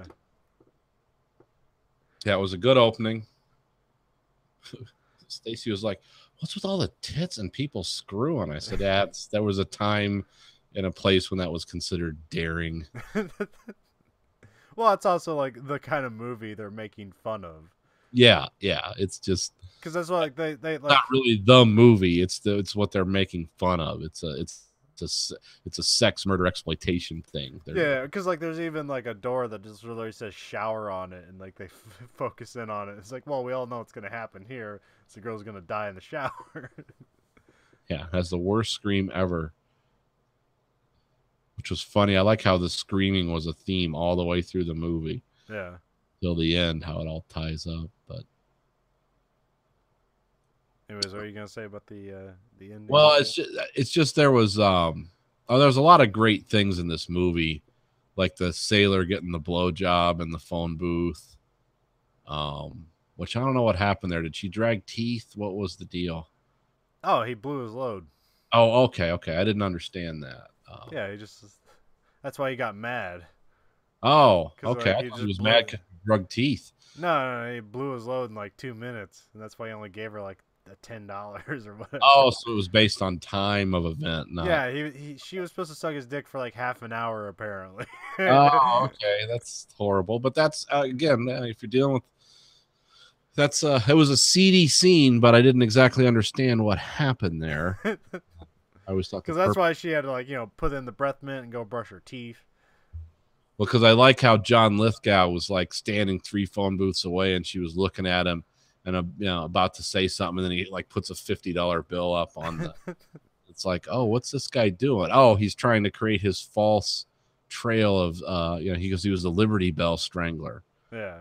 Trying to like generate piles of corpses to first in some insane logic when he eventually kills Nancy Allen, it'll be because look of like one of the the Liberty Bell strangler murders, and that was a horrible strangulation scene. And I like how he has the garrote built into the watch. Yeah. But he's just gonna like lift that woman up over the side of a bathroom stall and strangle her to death. It was like, whoa, this is just hold her there for 8 minutes. That would get just hold her there for 8 minutes. It doesn't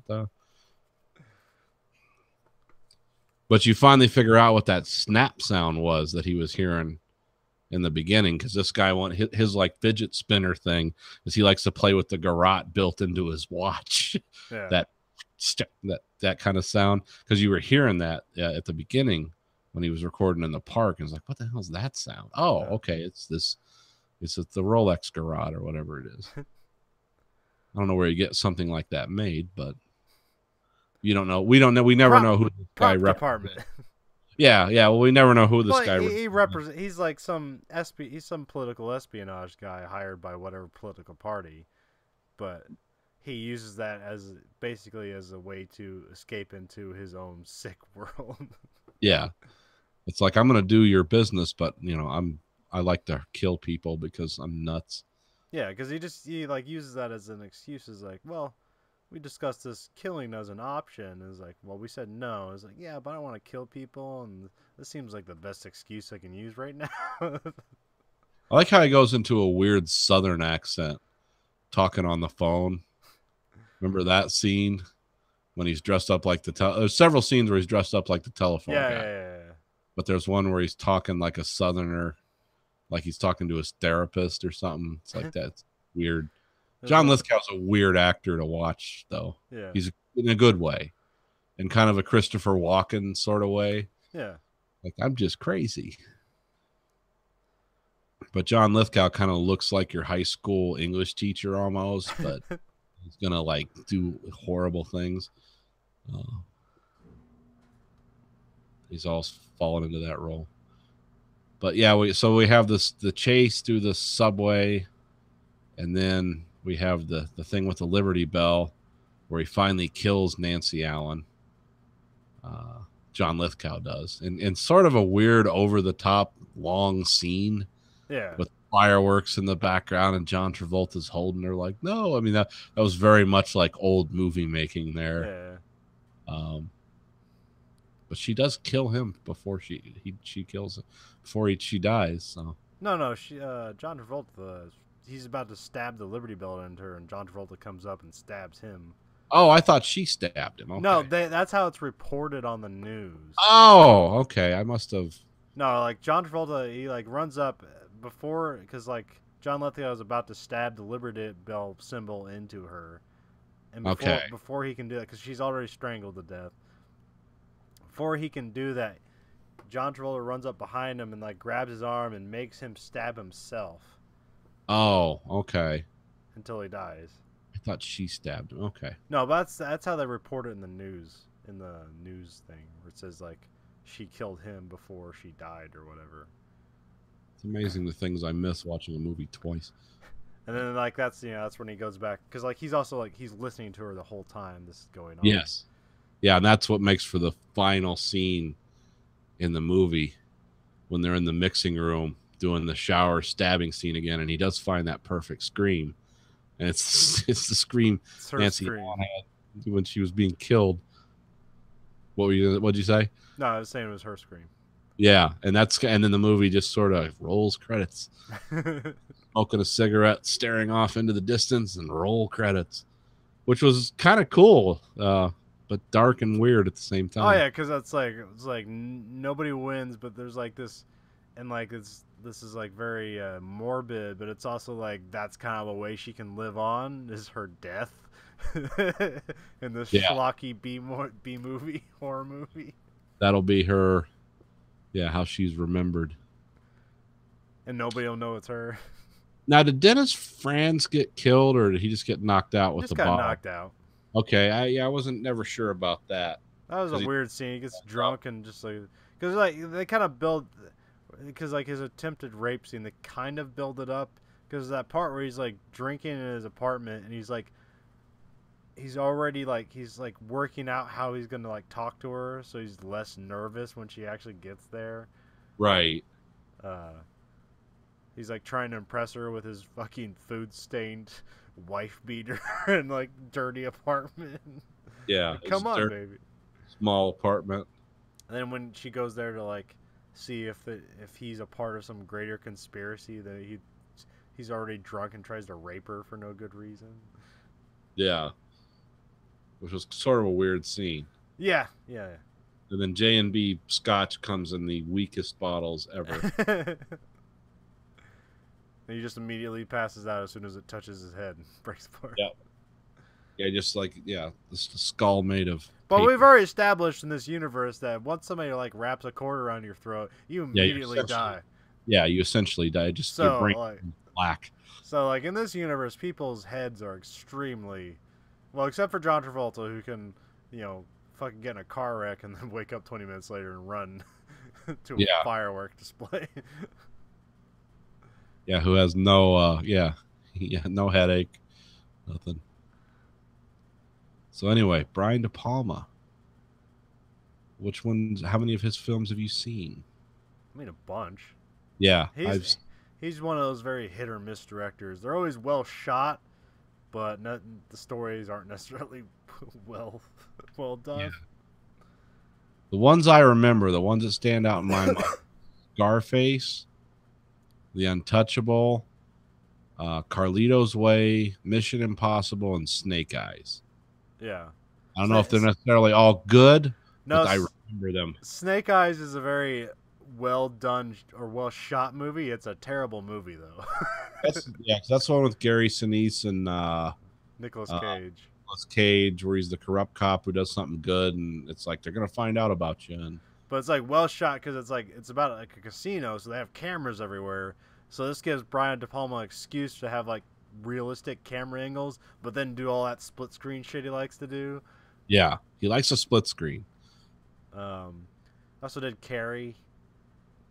Yeah, that one doesn't. I've probably seen it. It doesn't stand out in my mind. Well, just fucking. She gets dump blood on her, and then she kills everybody. It's just these space tech.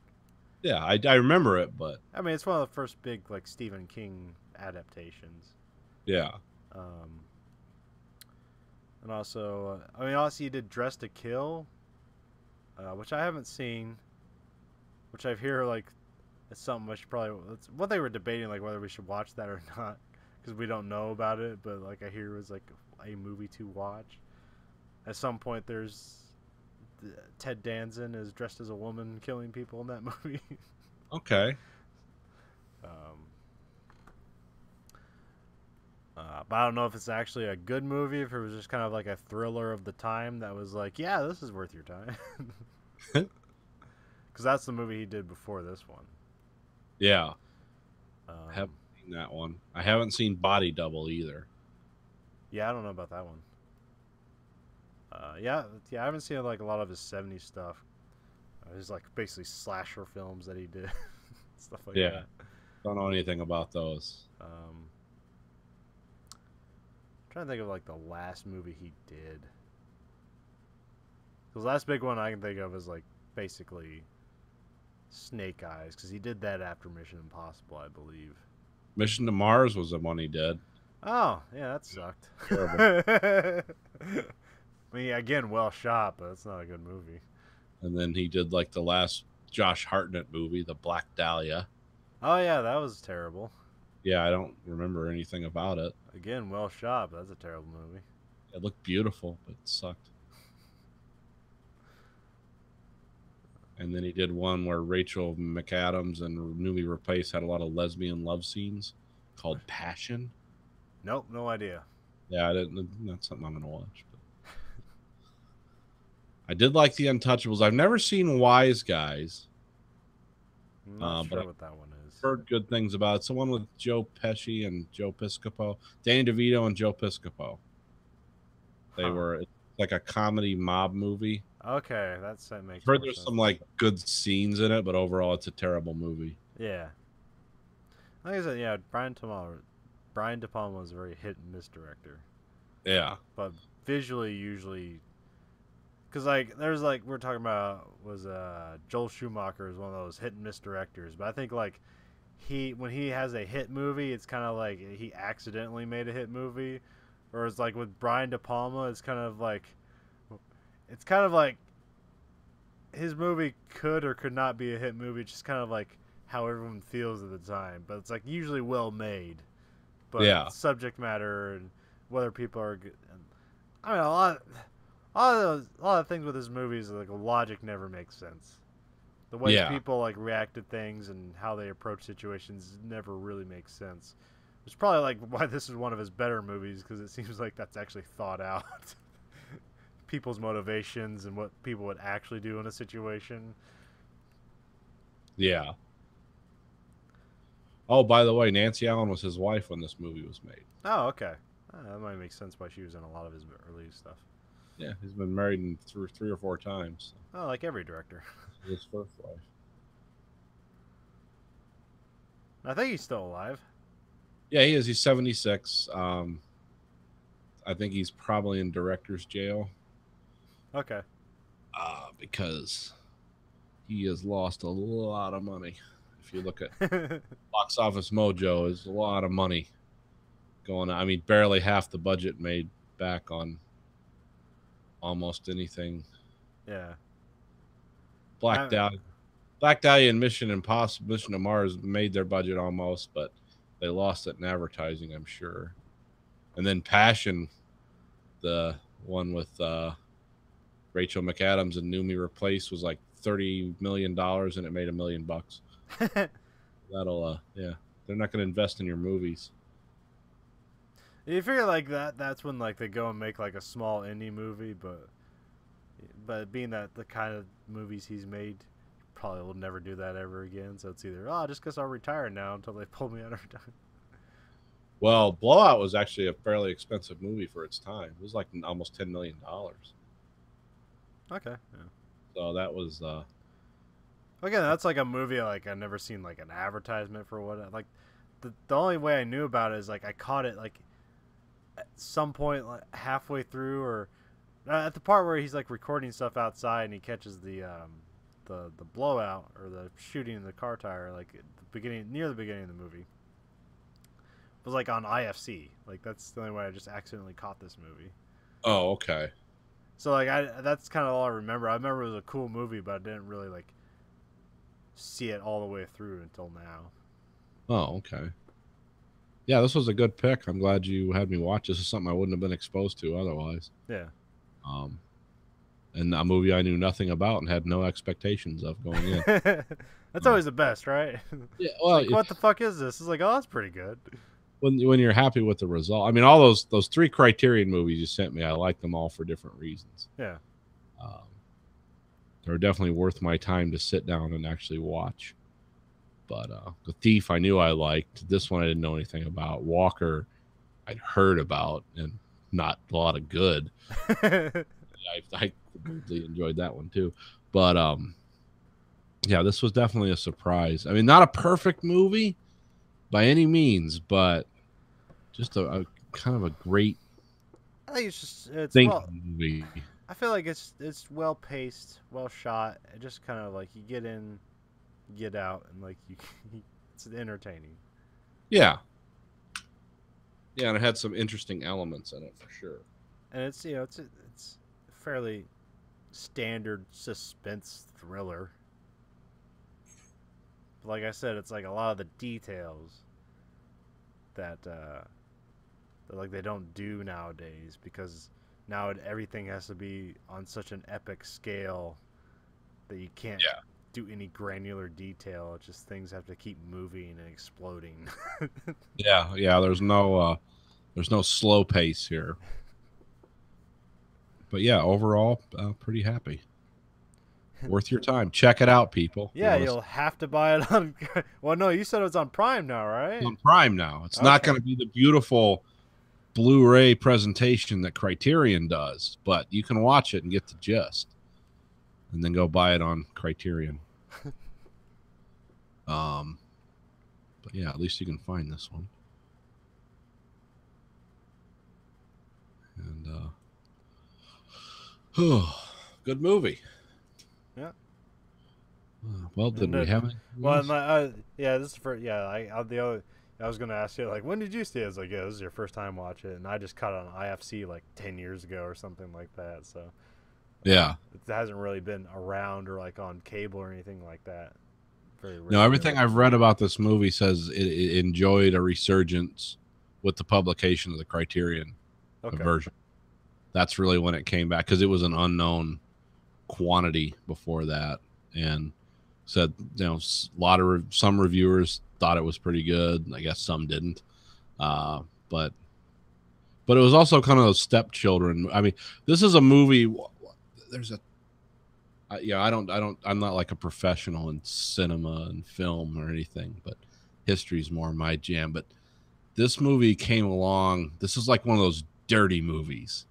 It was that dirty time in America from the mid 70s through the early 80s. Yeah.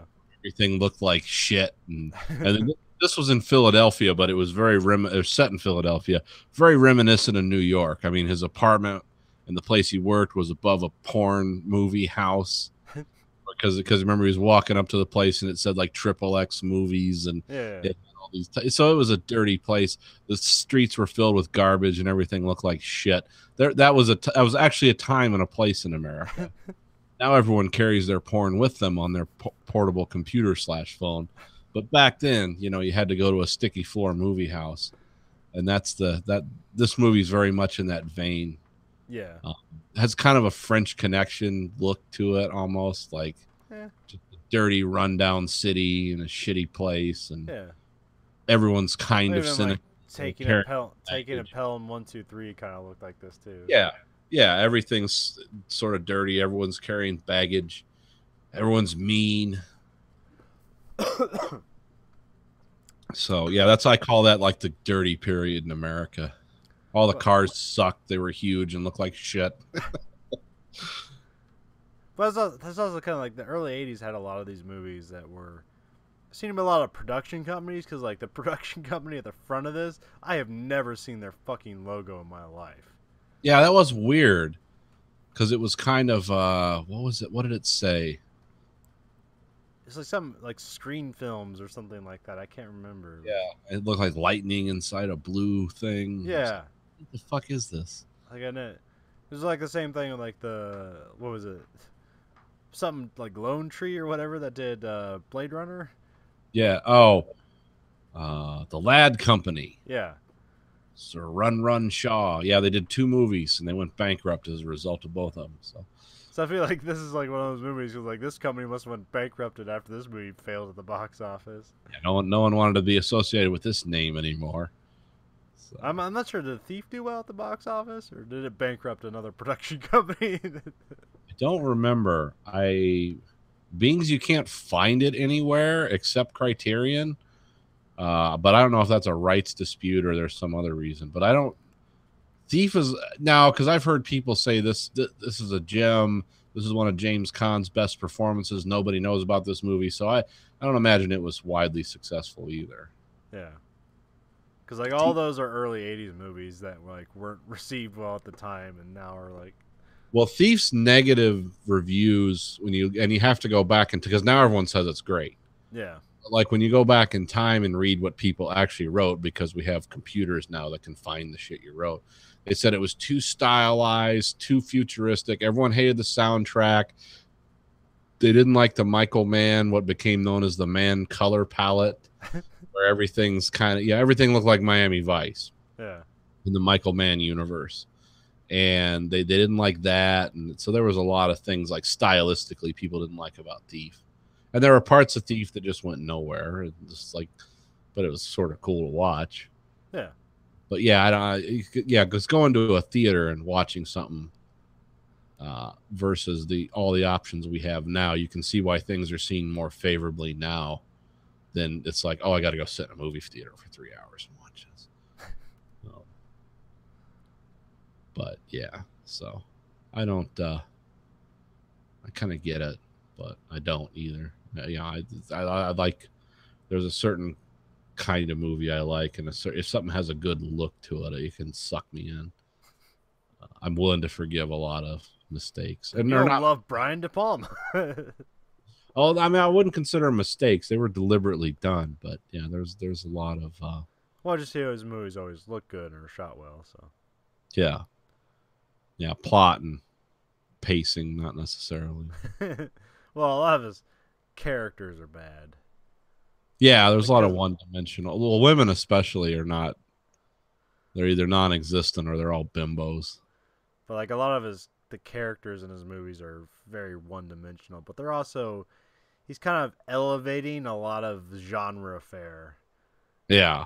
He's like, it's like, oh, we're just gonna make this genre movie, and like I'm gonna make it look way more interesting than it would otherwise, because I'm gonna have my weird, shots that I like to do. We're gonna do like 10-minute takes and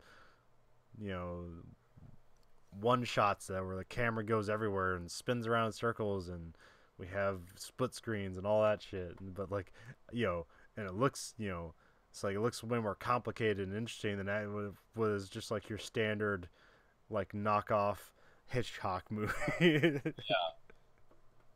Yeah, there is a quality to a lot of the stuff he does. Because even like the first Mission Impossible was like that. It's like, well, here's a pretty standard, betrayal plot. But right. But like, with Brian De Palma behind it, it's like it elevates it to something completely different.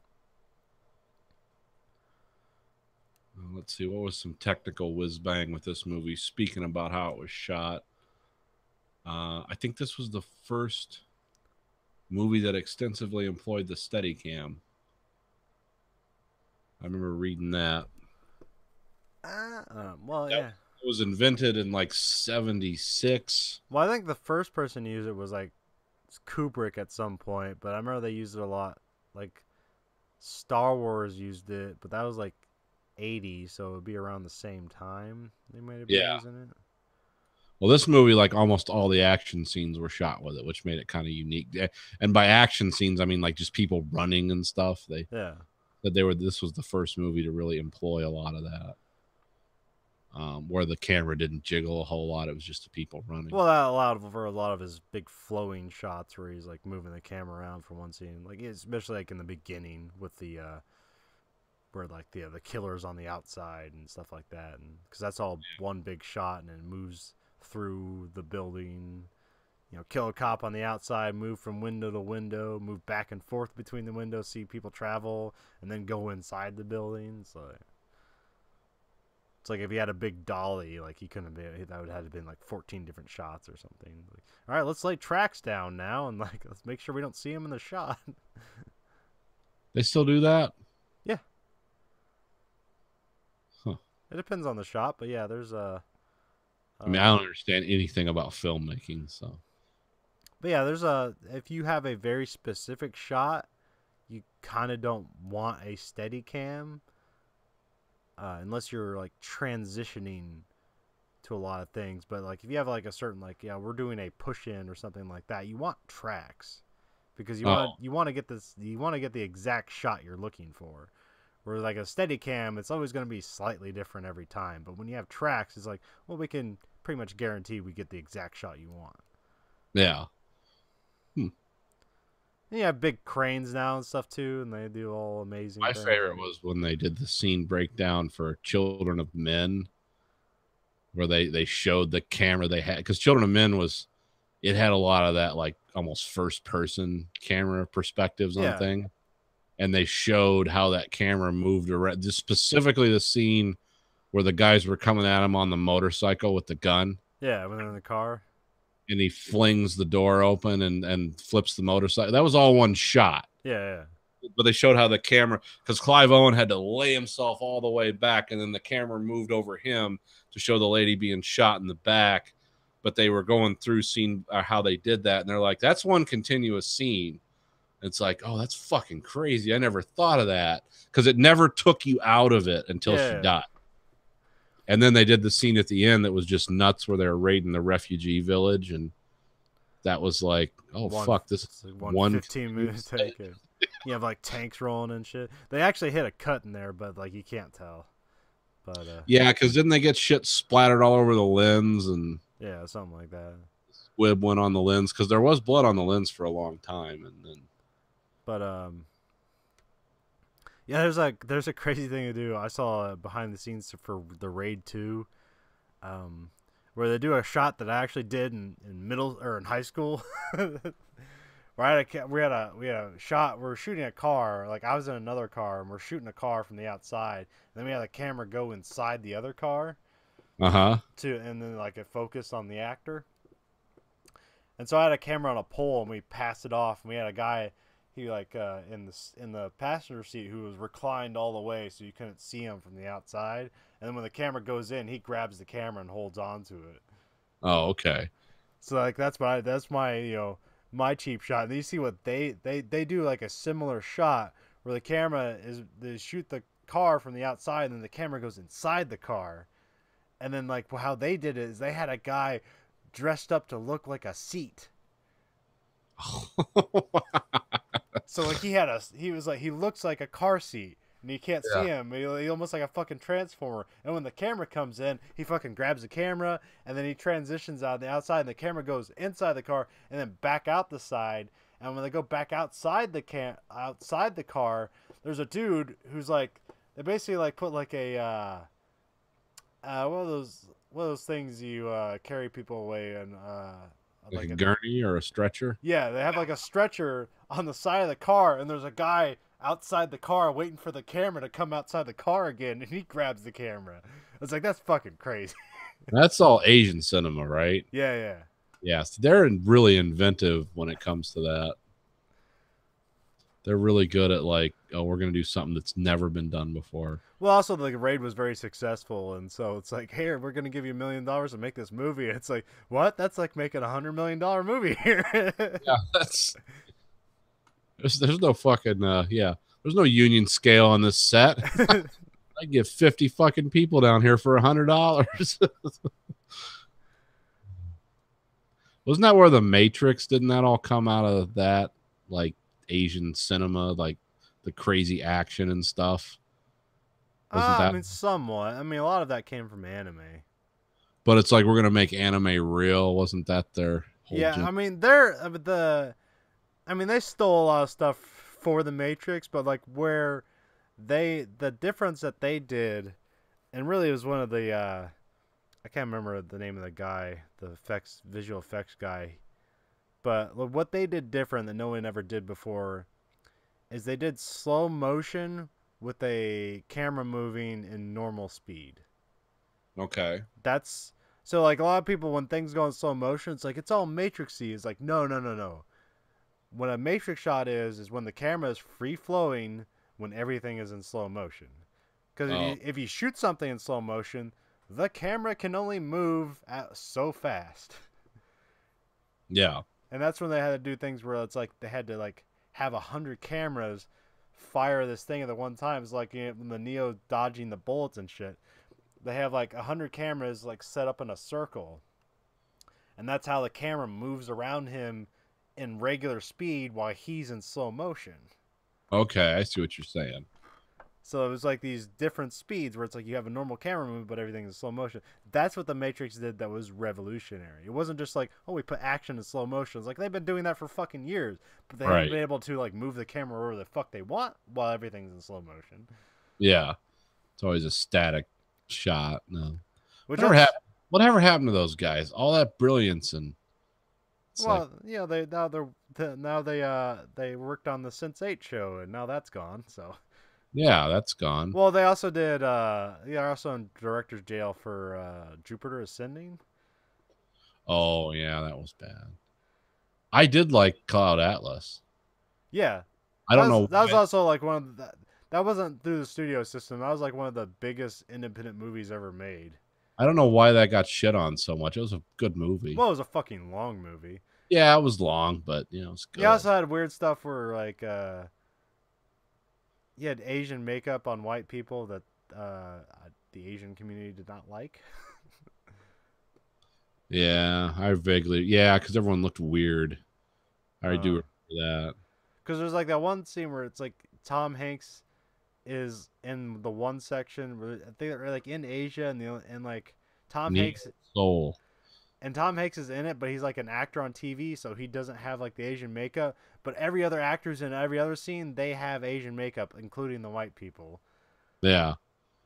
But I always figured that was like they were products of genetic engineering or something. Yeah, but that's also, you can't. How people interpret it is not. It's not like that's up to people just want to be offended, I guess. So that's also a very pretentious and long movie, but and they also weren't the only directors on it. It was also directed by Tim Tykwer, the Run Lola Run guy. Yeah. So I can see that,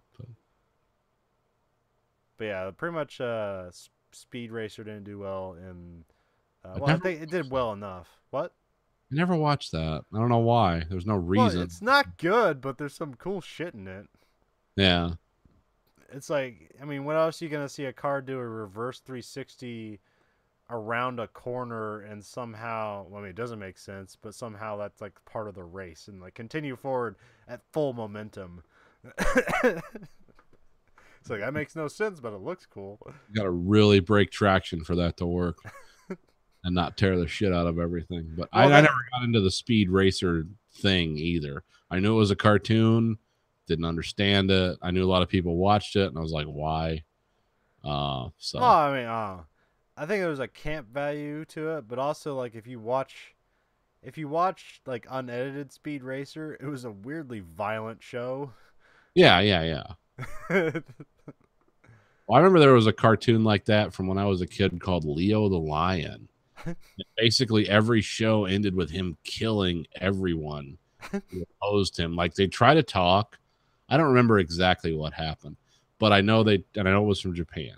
But first they try to talk, and then they like try to negotiate, and then in the end it was all just like you have to slaughter all your enemies, and like every show was like that. So yeah, there's a lot of weird because that was from Japan, right? Yeah, Speed Racer, yeah. So that was kind of the same thing, but I never really got it. I think a lot of people just liked it because like, hey, the Mach 5 is a cool car. Yeah, this looks neat, and it has like and like somebody knock him off the track, and then he's going in the forest, and he has giant saw blades that pop out of his car, and like he'll just mow through the forest. It's like Knight Rider for idiots. And it had a good theme song that like was catchy. So yeah, just go Speed Racer, go Speed Racer, go. So yeah, simple themes. I never watched that. Like I said, no reason. I've seen episodes of it. Like you only need to watch one episode to understand what all Speed Racer is. There was no depth to it. No. Other than like there's a thing with the Racer X. There's this guy who's his constant rival, and you know the His brother or something. yes, it's like his a brother you thought was dead, and that's like the big thing like throughout that entire run of that is that his brother's fighting him, but really it's some ultimate plan where he's trying to save him or whatever. And then you have a little monkey. Yeah. Some Well, chick. the kid and the monkey are like always hiding in the car. Yeah. And then there's the dad who's the like bumbling mechanic, or is Yeah, that his yeah. dad, or Yeah, well, I'm not sure if it's his dad or if it's like his kid's dad. girlfriend's dad, or yeah, it's the kid's Yeah. dad. I think yeah, I don't think Speed Racer is related to the family that works on the car. okay, it's just a hired help. Yeah. Speaking of which, when is the Rick and Morty live action movie gonna happen? Is that something they've been talking about?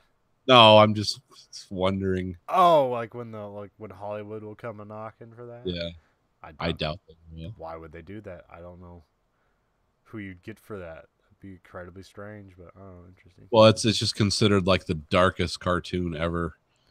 No. Well, not ever. Just like for a dark comedy, yeah.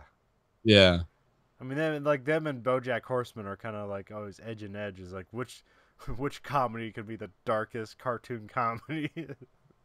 How can we hide a drama in a cartoon comedy? Who can do it the best? well, because someone was talking about like how like all the awful things Rick has done. It's like he's destroyed whole universes, Yeah, sentenced people to die, and left people for dead in other universes, and he's like Doctor Who, but a real psychopath and an alcoholic. And yeah. I don't know. He's a bad person. You're not supposed to like him, but you're supposed to like Morty, and Morty for some reason believes in his grandfather. Well, Yeah. not always, but most of the time, he has a simple logic that's sometimes cute. well, it's because they've been through all this shit together and survived things. He has this weird kind of like, you know, affection for him, where like he doesn't, Yeah. he cares for him, but Rick can't care for anybody. Yeah. I heard a weird rumor that there was only gonna be there was never gonna be a season 3 of Rick and Morty, and there was only gonna be one episode, and that was gonna be all season 3. Oh, I read some weird article where they're like they took some things off of Twitter and then like made a whole article about how like Justin Roiland and Dan Harmon are fighting, and like they can't, and like there's never gonna be a season 3 of Rick and Morty. oh, well, that would be a waste of effort. But I Yeah. could. But then like it was just some random, it wasn't some news outlet I've ever heard of before, so it's like, oh, this is just someone's blog. Yeah, this has no more credibility than what we're doing right now. Yeah. Did you hear about the awful thing on The Walking Dead? Where the stuntman got killed. Yeah. That was terrible. It happens.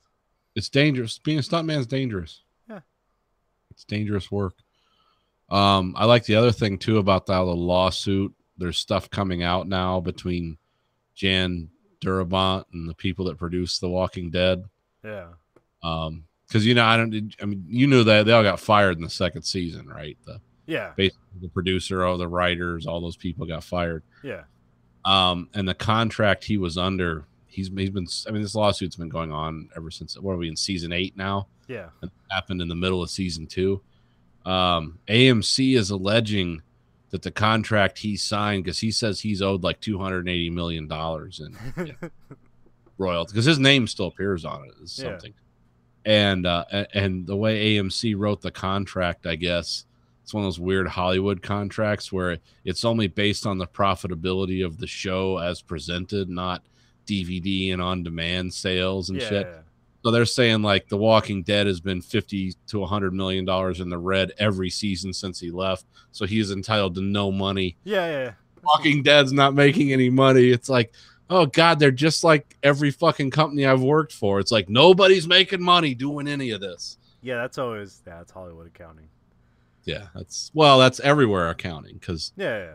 I remember I was talking to a guy at work and we were laughing because they're always trying to cut people off jobs and make us do twice as much. And it's like, yeah, Ford's been around for 112 years now, and they've never once made money making. Never fucking made a dime making a car. If you listen to these guys talk, they've never made a dime making a car. It's like exit the business, just license your name to shit. That'd be a lot easier than doing all this work if you're not making any fucking money, and you haven't made any money the 20 years I've worked here, according to you. But yeah, that's Hollywood's been doing that for years. Where there's this weird, there's like two places to make money, and everybody, and there's the money made at the box office, and then there's the real money made everywhere else. Yeah, the toys, the merchandising. I mean, if your movie makes $1 billion at the box office, I mean that's when like a director like James Cameron suddenly has like almost like $200 million at his disposal because he was like the director, the writer, and the producer. Because that shit makes $1 billion, he gets to see some real money. Because it made that at the box office.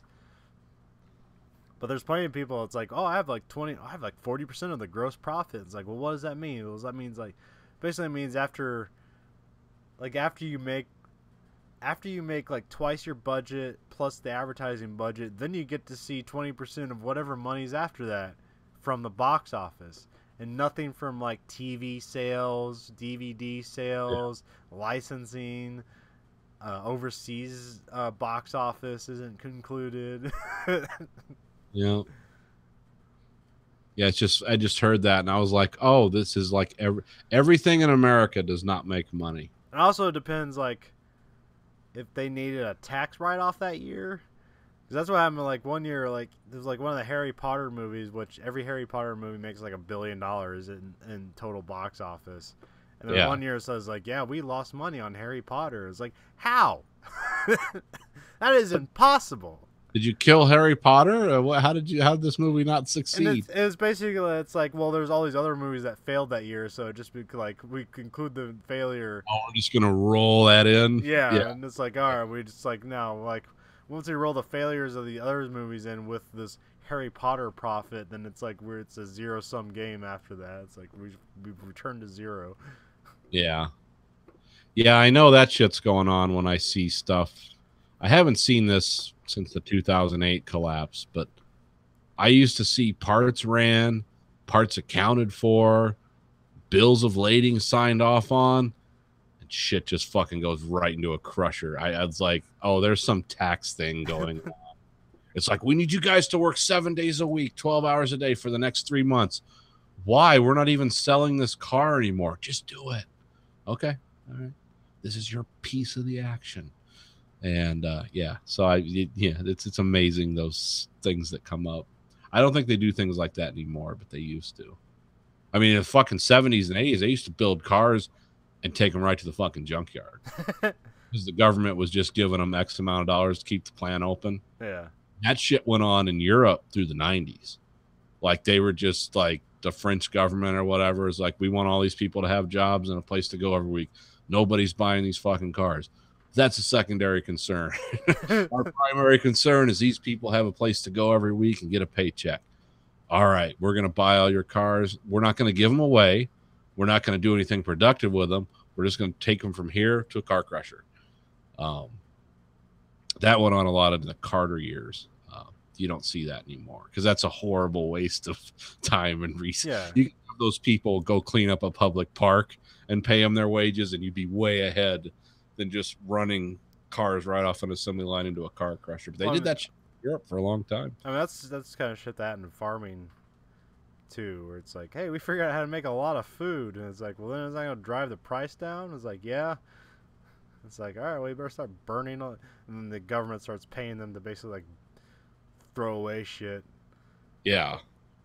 And then they figured out eventually how to do that, where it's basically like, hey, let's not throw this shit away. The government's going to buy all of it, and we're going to find a use for it. Well, that's when they got into, first you had subsidies. You still have subsidies. Yeah. Well, I mean, that's where you make money in farming, is on subsidies. Yeah. But then you had crop rotation and now there's soybeans you can grow. They can make them right into plastic. Like they're doing shit like that. Yeah. But see, that's America and its food system, though. I mean, that's if you look into the history. I forget what book I read, but it was recent, and it's all about like the history. It's like, why is everyone in America so fat, and why is our food so weird and shit? It's like, oh, we're to the point now where most meals are, if you're not buying them through a fast food window, which a lot of people are, if you're cooking at home, you're taking something and putting hot water and boiling something and then adding another component and like boiling that down. You're making rations at that point. That's what our food is, because we haven't really changed much in our food system since like the 40s and 50s. So we're still geared to like, we're going to make a bunch of cheap food to feed everyone because we got to fight in huge global wars. So we need a constant supply of food, because that's how the Russians got all fucked up. So they couldn't feed everyone. And the Chinese and all those other countries, and even in Europe, they had that problem. So it's like, oh, we're just going to constantly be on, our food system is going to constantly be on a war footing. We're going to make lots and lots and lots of cheap food that everyone can quickly. Yeah. And also when women couldn't stay at home and cook anymore. That's also how you create peace. If you give the world food to the whole world, then there won't be wars for them to fight over food. Yeah, that's true. They might fight over other resources, but the easiest thing to do is like, let's not get them fighting over food, because every place has food. Yeah. Yeah, but it's kind of interesting though that we're still on that mentality of like, we're just going to overproduce food by 700%. But if we started underproducing it, and people couldn't go to the grocery store and get exactly what they wanted, oh yeah, there'd be riots in the streets. Wouldn't be long. If you run out of Twinkies, you watch this motherfucker burn to the ground. Literally, there's going to be fat people everywhere. Hey, we didn't have Twinkies for like a year. But yeah, yeah. That's what you're using an example. Yeah, there's a lot of stupid things that go on. Well, it's like who was talking? That guy from CNN, the Indian guy, Fareed Zakaria. Yeah. He went on Sam Harris, and he was saying, because him and Sam Harris were kind of button heads, because Sam Harris is, of course, you need to get rid of religion because it's stupid. And Fareed Zakaria, who's a Muslim from India, is like, well, you can't just go in and point fingers at people and tell them they're stupid and they need to get rid of their religion, because that's really all some of those people have. You need to kind of work towards modifying it. And but he said it's like the world before the fall of the Soviet Union. There were ideologies that people fought for. Either they were communist or they're capitalist, or there was an East-West divide. He goes, now everyone's just nationalistic. And he was kind of tying that in with like why Trump got elected. Because it's like, oh yeah, his pro-American sloganeering and his kind of empty-headed notions of, oh, well, we're going to do this because it's for America and we're going to build a wall. And he's like, that falls right in line with, because, there's no communists anymore. I mean, there's North Korea and China, but how communist are they? They're just China not at all, other than the control over its people. Yeah, I mean, it's a police state, but they don't embrace. They're not like running around building iPhones because it jibes with what Karl Marx wrote in his book. And they're also not like converting other countries to communism. No, yeah, there's no world power. So everyone's essentially a capitalist now. So now the divide is between religion and nationalism. It's like, I'm an American, or I'm a German, or I'm a whatever. And if you don't have that, if you have countries, basically he said, if you don't have countries you can be proud of, like India or Indonesia or Saudi Arabia, your identity is like, I'm a Muslim. Because if your country is just a despotic hellhole, it's like, you're not proud of that, but you are proud of, it's like, I follow this God. And people are then really susceptible to. He was actually saying things that made a lot of scary sense. Like, oh, this is why we're fucked. Because people don't have, you can't go in and free people. Like, you can't come in with Tomahawk cruise missiles and paratroopers and tanks and be like, you're not thinking right. And that's why we had to kill half of you. They're not going to be like, oh, you're Right. So thank God you're here. So it's God has answered our prayers. Yeah, I was just waiting for some big American with a machine gun to come tell me how stupid I was. It's like nobody's thinking like that in the world. So that was kind of his thing. That was, I mean, Fareed Zakaria is a smart guy. I don't agree with everything he says, but it's like he kind of that dismal paradigm, because everything he said was right, but it's also, if you think about it, it's like, well, how are we going to change that? Because even he didn't know. So that's what Sam was saying. It's like, well, okay, if this, if we can't just completely negate religion, then how is this going to change? I don't know. It's like, oh, okay, so I see. Some kind of like Hiroshima final thing's going to happen before, because like a lot of Muslims will talk about, well, Christianity was fucked up. You had the Crusades and did a lot of stuff, and it's like, yeah, but we don't do that shit anymore. That's the problem. You guys are still doing this shit. Where are the Hindu suicide bombers? Where are the Buddhist fucking terrorists that are mowing people down in Paris with machine guns? It's like, that doesn't exist. It's only one place that's coming from. But it was kind of it's that dismal math you hear where it's like, this is why people feel this way. Well, it's that cynical thinking that you want to believe people can change, but like in reality, like, no, most people don't. Yeah, they don't give a fuck. They're trying to get enough food to eat, and but it's like he said, it's like that's most people that are Muslims are not evil. They're Muslims because their parents and grandparents were Muslims. It's not a political thing for them, but it is a source of identity. Because when you're living in places that are really fucked up, it's like you have very few things to hold on to. When you live in Saudi Arabia and you can barely get enough food to eat, and some guy's whizzing by in his 12th Bugatti, it's like the only way to keep you from revolting is to have crazier and crazier religious, dogmatisms for you to follow. That's the only thing that keeps people from going crazy. Because that's just the world we live in. Well, anyway, about time for bed, I think. Yep. So this week for the American Greed Factory podcast, this is Nathan. This is Colin. Goodbye, America.